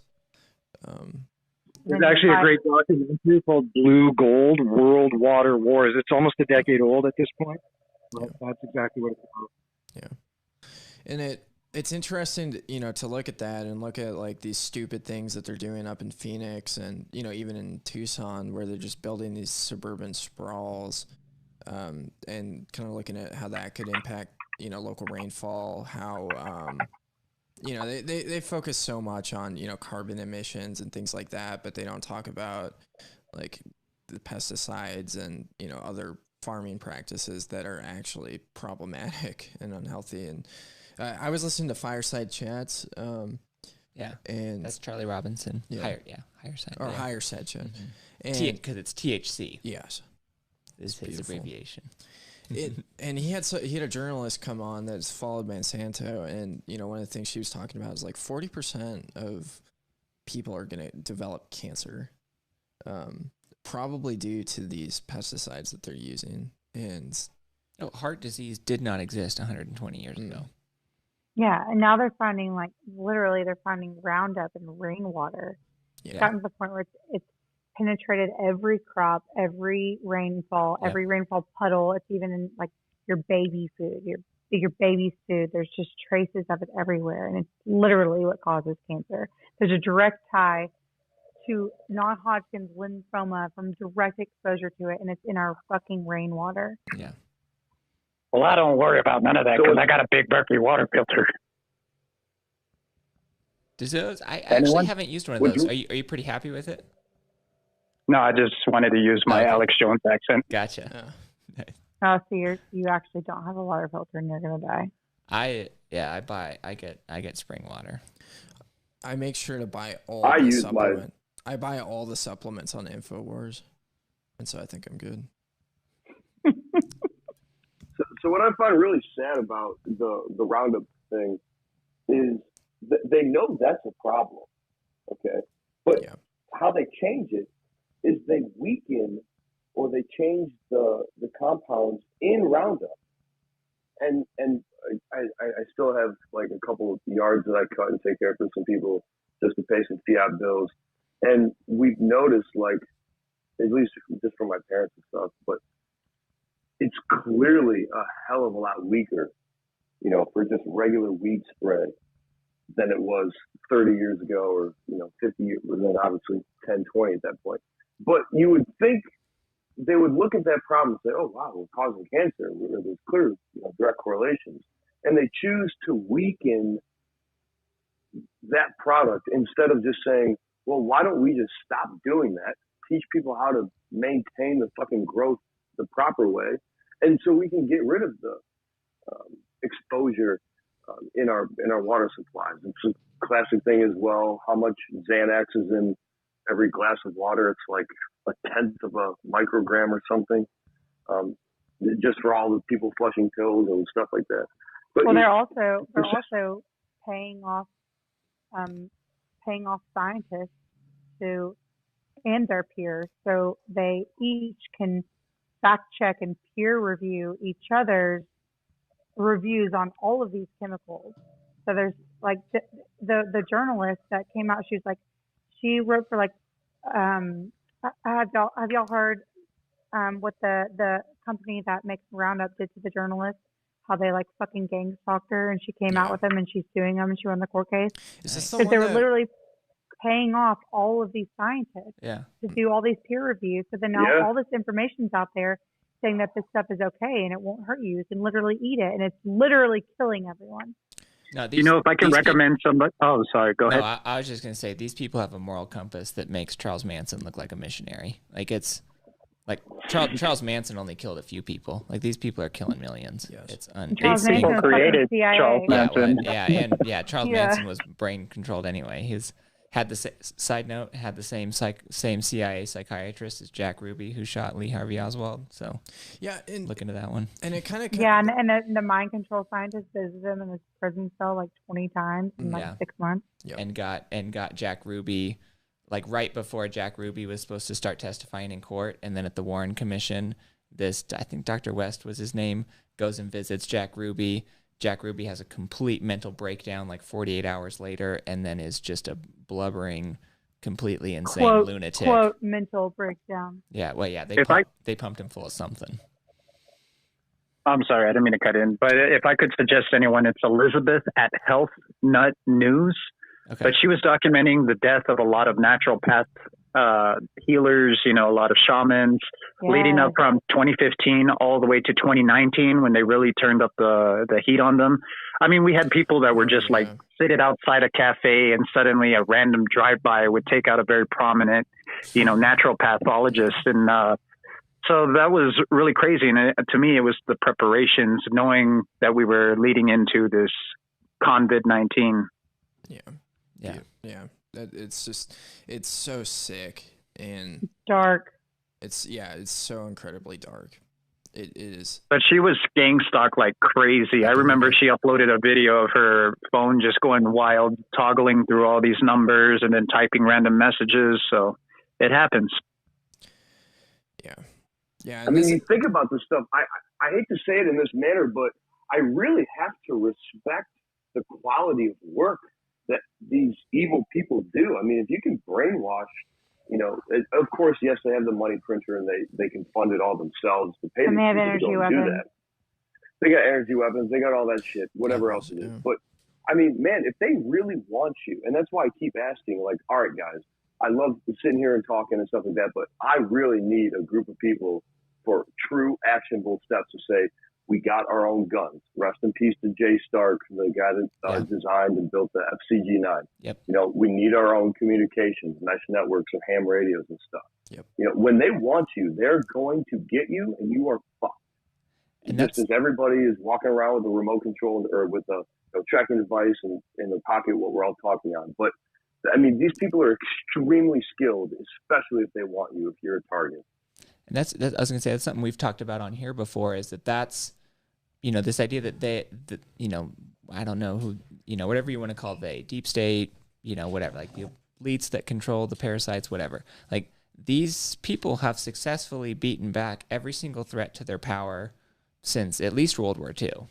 Some people would argue since Julius Caesar, but that's a whole other discussion. But it's like, certainly at least since World War II, they've beaten back every single legitimate threat to their power, and they've won decisively with very little, very little repercussions to them, much of any kind. And so that's what's fascinating to me is, so many Bitcoiners, and myself included, are just extremely confident that this is going to be the nail in the coffin of that whole system. It's like, this is what's going to bring down that whole system. This is, what JFK maybe would have done before they whacked him, all this different stuff. There's been so many threats to their power that just got completely wiped out. And, George Bush still goes on stage and talks about his paintings or whatever the fuck. And I mean, it's just like, there's this system, like it's really like, just what you're saying made me think of that, because it actually is very impressive how successful they've been. They're extremely good at it. And that's, these people that think all we need to do is talk to politicians, and then they'll be nice to us, or donate to the right lobbying group or the right super PAC or something. We just need to share our perspective and be nice to them, and then they'll be nice to us, and bada bing, bada boom, we'll have hyper Bitcoinization. It's like, no, what we're working on and what we're advocating absolutely destroys their ability to accumulate power and resources. Yes. Like, this idea that there's not going to be a massive amount of pushback, I think, is totally delusional. Yeah. And that pushback is unavoidable, and that we should embrace it as evidence of a dying empire and a completely dying system. Mm-hmm. And I don't know, I think the fireworks are going to be fun to watch, and it's going to be super interesting. But I do think we need to be aware that these people have never lost before. Never. They've never lost. They've never even lost a battle, let alone a war. Like, these people do not lose. They win every single, If you really want to, I'm sorry, man. No. Then that's it. Just that, we all think they're about to lose for the first time, and that's fascinating to me. I think it's super interesting. I think they are losing for the first time, and that's what's happening right now, is they're literally grasping at straws, losing their fucking minds. Yes. Yeah, I mean, you're dealing with people, and this is how motivated they are. Charles Lindbergh was a very prominent isolationist, he was a national hero. He flew across the Atlantic Ocean for the first time and got all those accolades. And he was so outspoken. And one day his son just disappeared, and they found his body headless. I mean, they're ruthless. Yeah. Yeah, and it's hard when you talk to people about that don't believe in conspiracies or don't believe that these things are organized. You have to remind them that they are using an empathetic mind to view the world. And the people that are doing these things are psychopaths. Mm. So if you are trying to view the world and you have feelings and you're empathetic towards the person next to you, no matter if you know them or not, you have to shift your perspective. And it's really easy to wreck someone's life when you have no feelings. Mm-hmm. So it's just a group of fucking psychopaths who don't have any morals, who have no moral compass. And so you have to give people the perspective. That's why I tell people when they're like, who cares? Like, why would someone do this? And I'm like, you're thinking from you have your moral compass is like due north, and theirs is the exact opposite. You have to get them in a completely different frame of mind. The only thing that these maniacs know is total war. That's the mindset that they're coming at, and this is the mindset that we need to have, in fighting back against it, is that they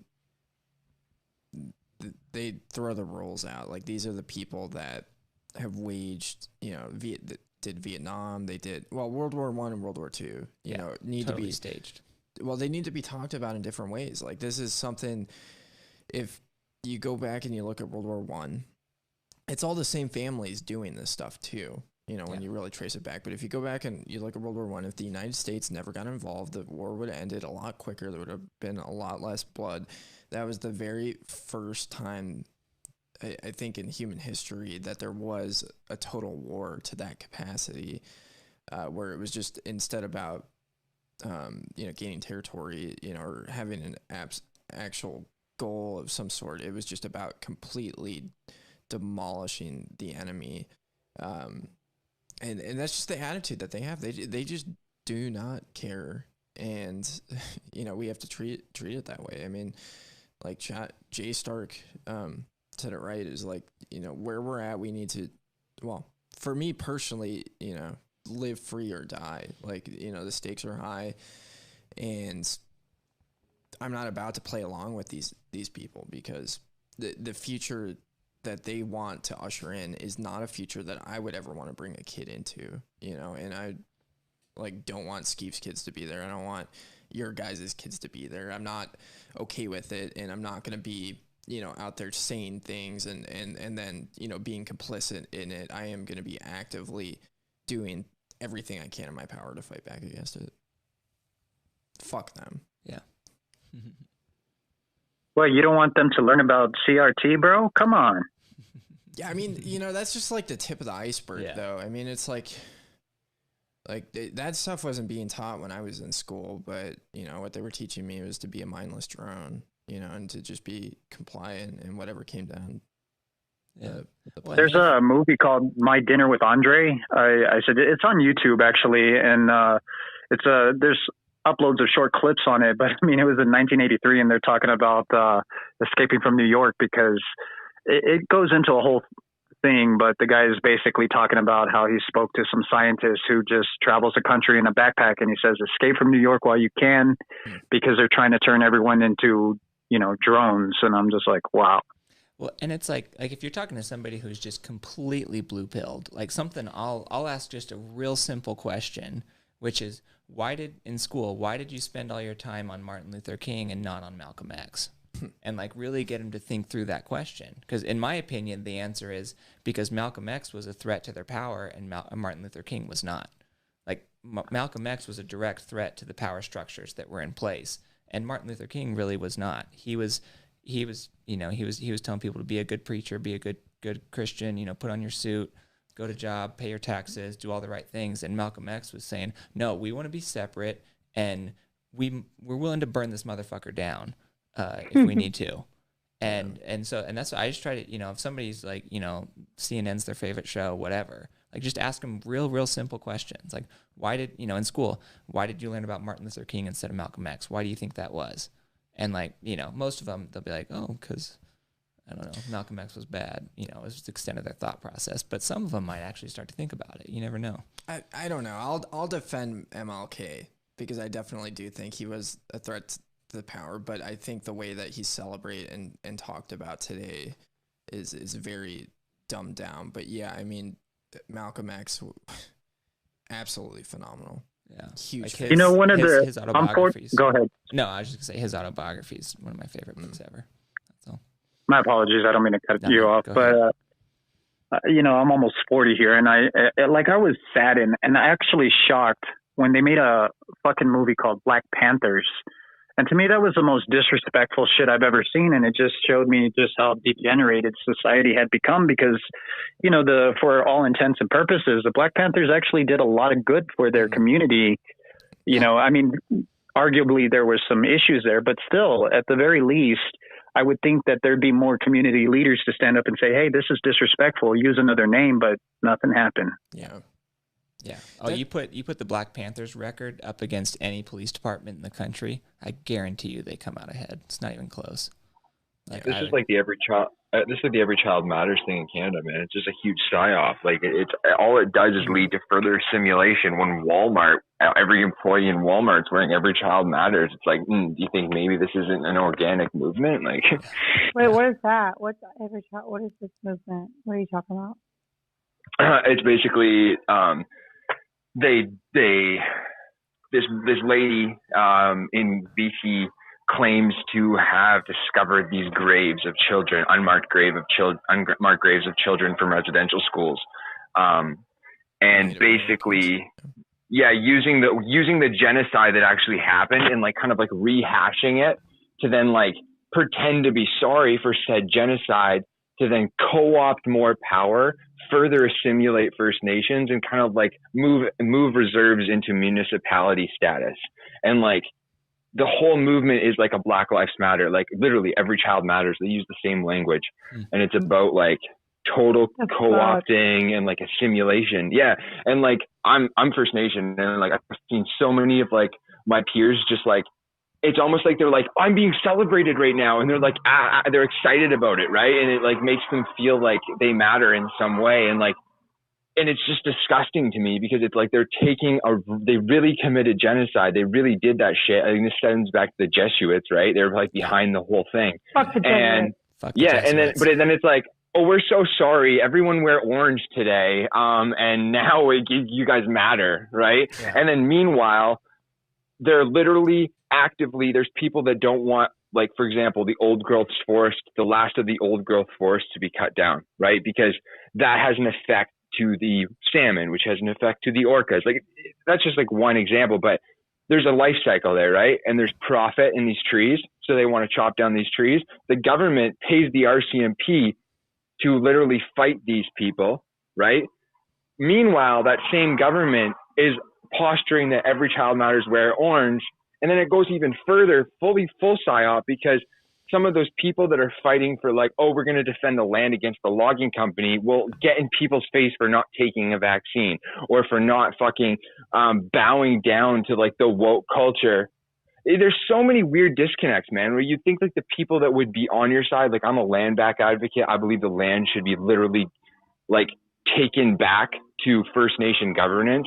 And I don't mean that as a race thing. I think that like, that's where Bitcoin brings us, a citadel future, a tribal future, right? Away from nation state governance. That's where I'm at with it.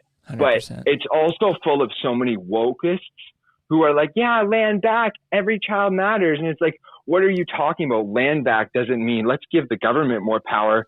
And I get into arguments all the time on Twitter with other natives who are like, we need to nationalize government. We need communism.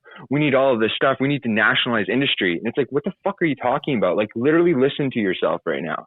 Like, it makes me so mad, man, the disconnect and inside of everything. And I think it's because First Nations knowledge about the land is the number one threat to the Great Reset narrative. Mm-hmm. It's about food sovereignty. Yes. That's beautiful. That makes a lot of sense. Well man, I thought we had fucking issues. That was fantastic. Yeah. I thought we had issues, man. Yeah. It is just sickening. Absolutely. Same thing in the Latino community, man, because I see it with a lot of my family. Like, I was raised in a pretty conservative, pro-military family. My grandfather, the first generation, fought in World War II over the Pacific Theater as a rear tail gunner. So, I mean, that's how we grew up. And like, I reached out to relatives recently, and they're all woke, and I'm like, what the fuck happened, man? But that was one thing. I was raised very staunchly anti-communist. Mm-hmm. I remember a teacher telling me, you know, you're Chicano, and I told my dad, he's like, you tell her never to call you that again. That means poor dumb Mexican. Mm-hmm. So I didn't understand the context, but I realized Cesar Chavez back then was another psyop, you know, to get people onto a pro-Marxist type of stance. And it just really wrecked the Latino community, which was usually self-sovereign. Yeah. Well, didn't Venezuela go from being one of the like most, it was like one of the richer countries in the 70s, was it not? To being like a shithole in like 10 years? One of the fourth wealthiest, I think. Nuts. Yeah, man. Then that's the thing. Like, well, Latinos, most Latinos and Latinos, I think you guys are First Nations too, really. Like, I think for the most part, you're mixed with Spanish, right? But that's where your heritage comes from, is people that were also, you know, tribal living. And yeah, the whole thing is like a psyop. The whole concept of a nation state to begin with, right? Yeah, definitely. Yeah, I'm gonna plug. I do this almost weekly, but plug The Most Dangerous Superstition by Larkin Rose. Outlines it really well. Yeah, it's a really good book. Oh yeah, Larkin Rose is awesome. Yeah. All of this shit is just completely illegitimate. Mm-hmm. And yeah, I mean, this is like the big thing. Like, Zorn made a comment talking about conservatives failing to conserve the free market, and it's Yeah, I mean, I think there's kind of a trend towards conservatism in the Bitcoin community, but these guys are not our friends at the end of the day. You know, they're still that movement, the Republican Party, is the party of throwing people in cages for nonviolent. They are the colonizers, man. Like, I feel like that's the psyop that leads to so many people that think they're like fighting for the good guys, just being like, actually, we just want totalitarianism instead. Yeah. It's like they're like, we just hate white men. We just hate old white men so much that we just want totalitarianism instead. It's like, well, that's pretty stupid.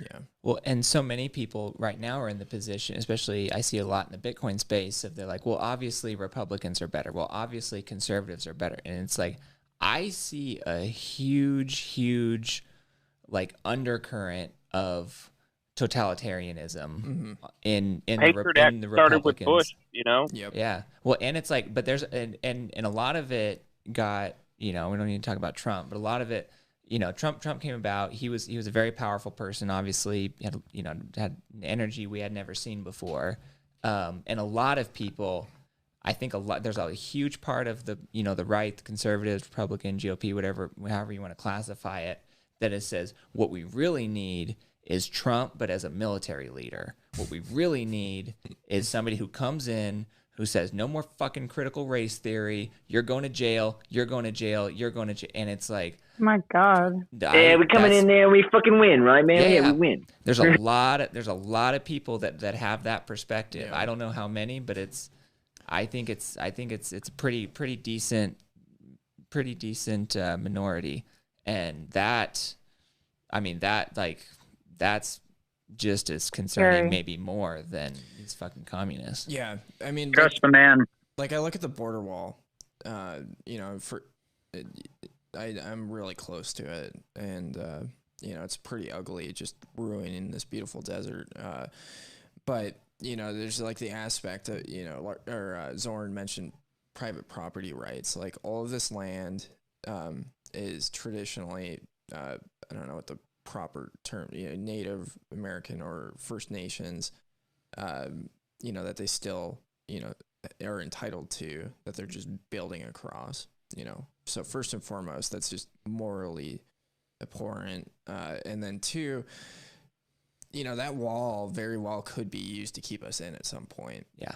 And so, yeah, I mean, the swing can happen. It's like arguing between the Republicans and the Democrats at this point is kind of like arguing between, Hitler and Stalin. Like, it's politics are for retards. Yeah.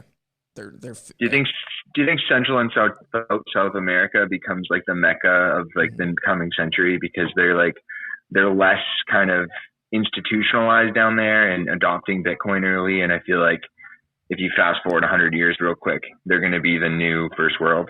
I really hope so. Watching Africa, Central South America overtake the American empire in the West would be just the most beautiful thing I can imagine being able to experience in my lifetime. This is what gets me so stoked. Eastern Europe has just been... Eastern Europe's another good one. Eastern Europe, Africa, South America. And this is something like, that isn't talked a lot about. I think Saifedean talked about it in the Bitcoin Standard, but, a big reason why Western society has been dominant for so long is because, Eastern societies were on a silver standard, like India and China, and the Western societies were on a gold standard, and so having the hardest money led to, prosperity for a very long time. And so the regions that adopt Bitcoin first as the hardest money, is absolutely fantastic. The monopolies too that they've gotten from being able to kind of like monopolize inefficiencies, right? Because they control so much of the industry in these like lobbyist groups that they can be like, okay, we're gonna pay these poor farmers in Brazil, they're gonna grow this, and then we're gonna actually ship it to China to be processed. And then from China, where we process it, we're gonna ship it back down to Mexico. And then from Mexico, we're gonna ship it to the East Coast of or West Coast of the United States, and then we're gonna drive it all the way to the East Coast where we sell it on the shelves. Like, that's literally what they do. Those are the fuckers that want to pass the carbon tax too. Yeah. No, it's a bunch of... I'm going to go up in my jet plane to take a picture of the forest to tell you that you need to not have a truck. There was I used to live in the Pacific Northwest. There was a brand of fish that I can't remember what it's called. Somebody pointed out to me one time. They're like, do not fucking buy this kind of fish. Because what they do is they catch the fish like off the coast of Washington or whatever. They process it in China and then they sell it in Washington. It's like, the fuck are we doing here? Yeah, it makes sense. It makes sense. It's like, and then so they ship it all back to Washington, and then from there, they probably ship it to California, New York, who knows where, and it's like just absolutely belching diesel fuel the entire time, completely unnecessary. What the fuck? It's Do you think that the average normie on the left, do you think they have this like weird disconnect in their brain where they're like, capitalism equals bad, equals smoke out of factories, equals old rich white men, communism equals good, equals we're all in this together? Like, how do they logically come to that conclusion when they're obviously the same institutions behind it all? Like, where's that come from? How is that so prevalent in our society? So I take the view that the vast, call it 80% plus, absolutely do not have a mind, and I mean that completely literally. Like, they do not. Retardation. These people don't These have lemmings. Yeah, they don't have a mind. Like they don't have. They're either incapable or unwilling of actually critically evaluating and interacting with the world kinds around of them. thought. Because there's like 50 different types of thinking, and most people operate off of just like 4 or 5, and miss out on so much. I know, like I had a friend totally incapable of abstract thought. You try to talk to him about an idea, and you lose him within 5 seconds. It's just like some people can't go there. Yeah. Too much fluoride in their water or what? Something. I don't know. Public education. I've noticed that myself. It's just odd when you talk to people, especially the younger generation. No offense to younger generation, because if you're here, you're based. But I'll talk to people and I'll mention that anything to do with history, and you just see the we're sorry, the person you have called. Exactly. Yeah. I think a really positive, thing to do with people like that are just completely unwilling to enter in these conversations is just to show them a little XRP. No. I only shill XRP to rich climate people. Oh, okay. People that I want to get fucked. But it's a really good idea. Yeah, like if some rich person's out XRP there army, bro, talking about how Bitcoin uses too much energy, I say, oh yeah, totally, you're 100% right. XRP is Bitcoin without the climate justice issues. You should buy as much as possible. Yeah, that's fair. You probably That's a good idea. You don't want to kick somebody when they're down. Bitcoin is killing the environment, guys. Exactly.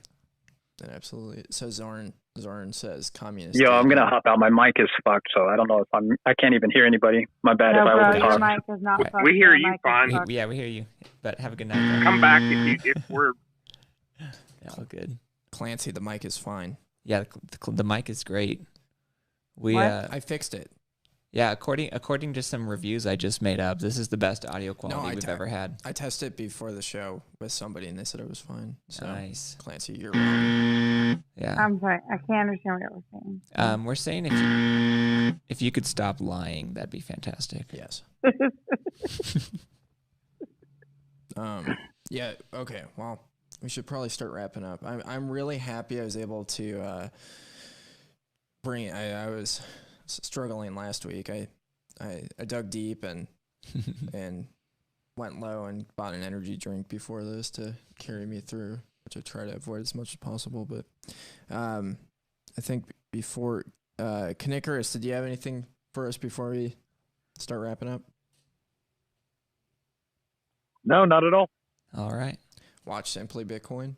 Yeah. Check out Simply Bitcoin. Let's see, who's all our friends? Bitcoin Kindergarten on Wednesdays, Citadel Dispatch on Tuesdays, Rabbit Hole And then you Recap on talk about Thursdays. your shirt. Meme Factory with Greg Zaj on Thursdays also. Were you saying for me to shill my shirts? Your Texas Larks on Liberty shirt. Oh yeah, Texas LARPs on Liberty. Yeah. Fuck Texas. Arizona's way better. Yeah. You can actually use a gun in Arizona. Yeah, I'm coming up with T-shirts and I'm trying to be kind of witty with them. So I I made one. You can find it on my website, TucsonBitcoin.com. But I have a Texas LARPs on Liberty with the kid that played McLovin. I can't remember his name in Role Models, but Role Models is a movie with a bunch of LARPing, so he's over a Texas flag. I got a Rug Pal shirt that says "The State Hates You." I need to come up with some. There's some pretty good T-shirt people out there, and hopefully I'll get to that point. Can we pay in Bitcoin? Not yet, but I'm working on that. Soon, TM. Somebody's got to trademark that. Make it soon. Yeah. For the trademark. I'll probably get that up before Fold has instant funding on their app. It's very. Yeah, Skeep, when is that coming? When can we instant fund? I want to just pay a Lightning invoice and fund my Fold card. Soon, TM. Yeah, it's all up and running in production. It's in testing. Same with lightning withdrawals coming along nicely too. Yeah. There will. Yeah, that was another thing. There will be a meetup tomorrow night in Scottsdale that I don't think either of us are going to go to. Yeah, I won't be able to make it. But yeah, tomorrow, if you're in the Phoenix area or Arizona, Scottsdale, Fate Brewing. Yeah. It's on Meetup. It's on Telegram. It'll be the first time our good friend George McHale, who just fled the Communist Republic of California, will be there. Yes. So that's pretty exciting. We're going to have a Halloween party on the 26th up in Scottsdale, which I'm pretty stoked on. Brian Harrington from OC is coming out to talk. I think also Blake Masters, the Senate candidate. Yeah, he'll be there. Which will be. Is he going to be at the Halloween one? I think so. Oh, interesting. I'll have to go back and I was on a plane, feeling like crap, haven't slept all day. I believe he's. Yeah. Anyway, he'll probably be presenting in January or February, is my understanding from what I saw from our courageous leader Stephen Cole. Yeah, he's the guy that. Yeah, I asked him to come on my podcast, but it probably wouldn't be a good idea because the first question I would have asked him is why he thinks government's legitimate. He's a proper anarchist. He's a good one. Yeah, I'm just salty and vindictive. But yeah, that'll be interesting. We have some cool things rolling. I need to schedule the Tucson meetup. There will be one this month. I just haven't yet because I've been traveling so much. But I'm done for now, hopefully. Yeah. I'm trying to think of what else. What else is exciting coming up?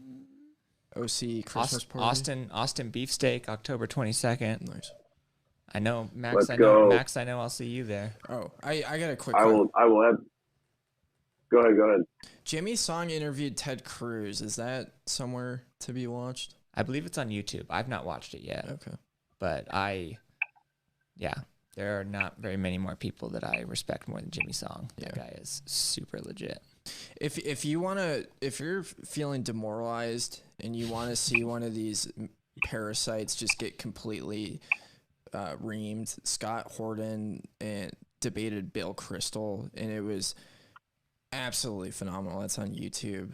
But yeah, Scott Horton's been doing some good work. He's coming out to Arizona in January for the Mises Caucus is hosting him for the Arizona State Convention. And so pretty much what that looks like is you got a bunch of people LARPing, and then you've got the Mises Caucus like doing some real shit. So there's a chance that Lynn Ulbricht will be there.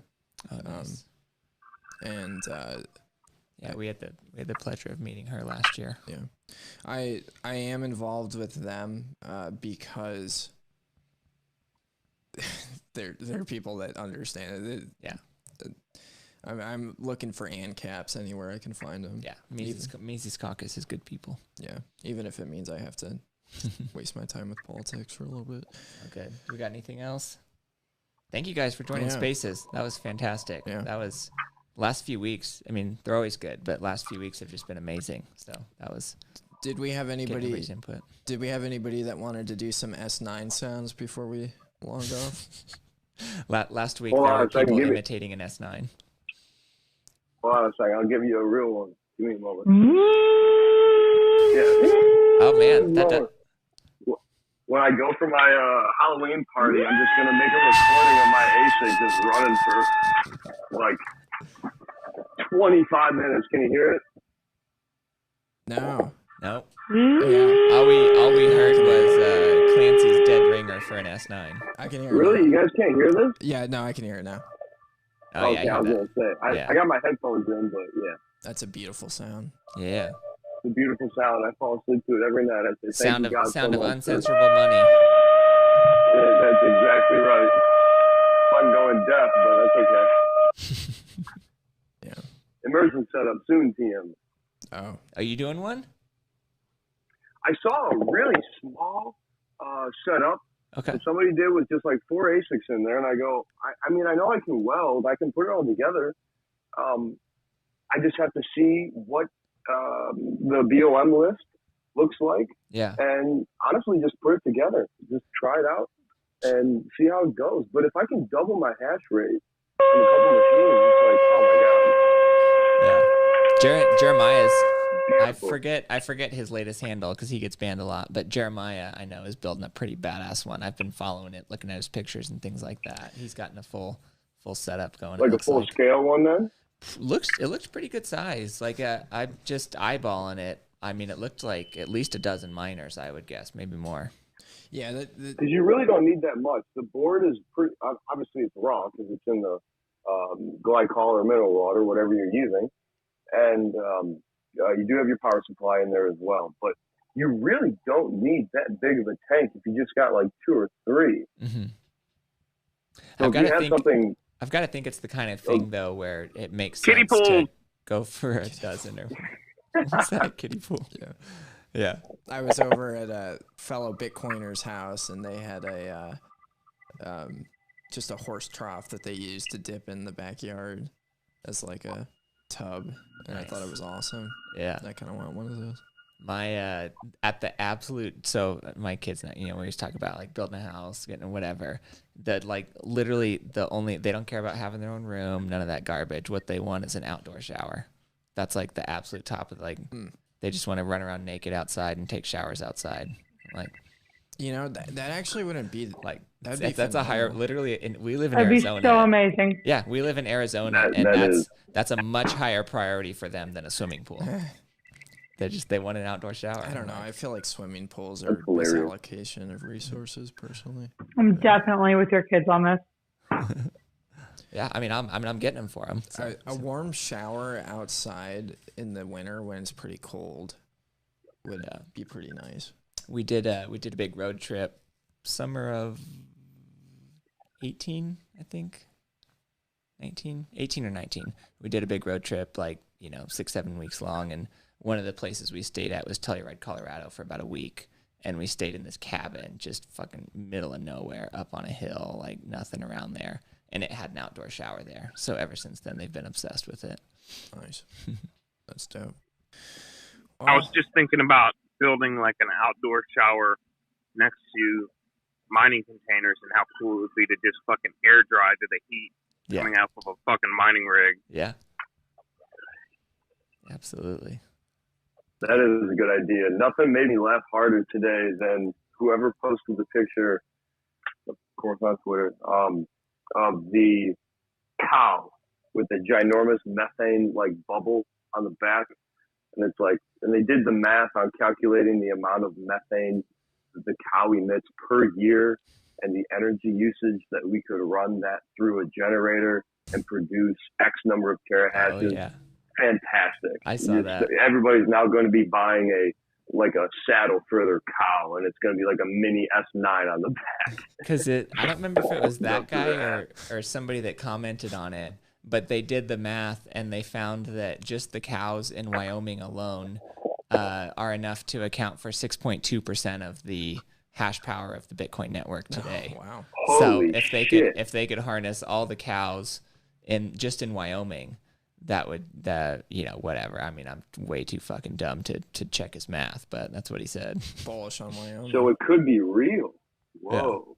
Yeah. According to a meme I saw on Twitter.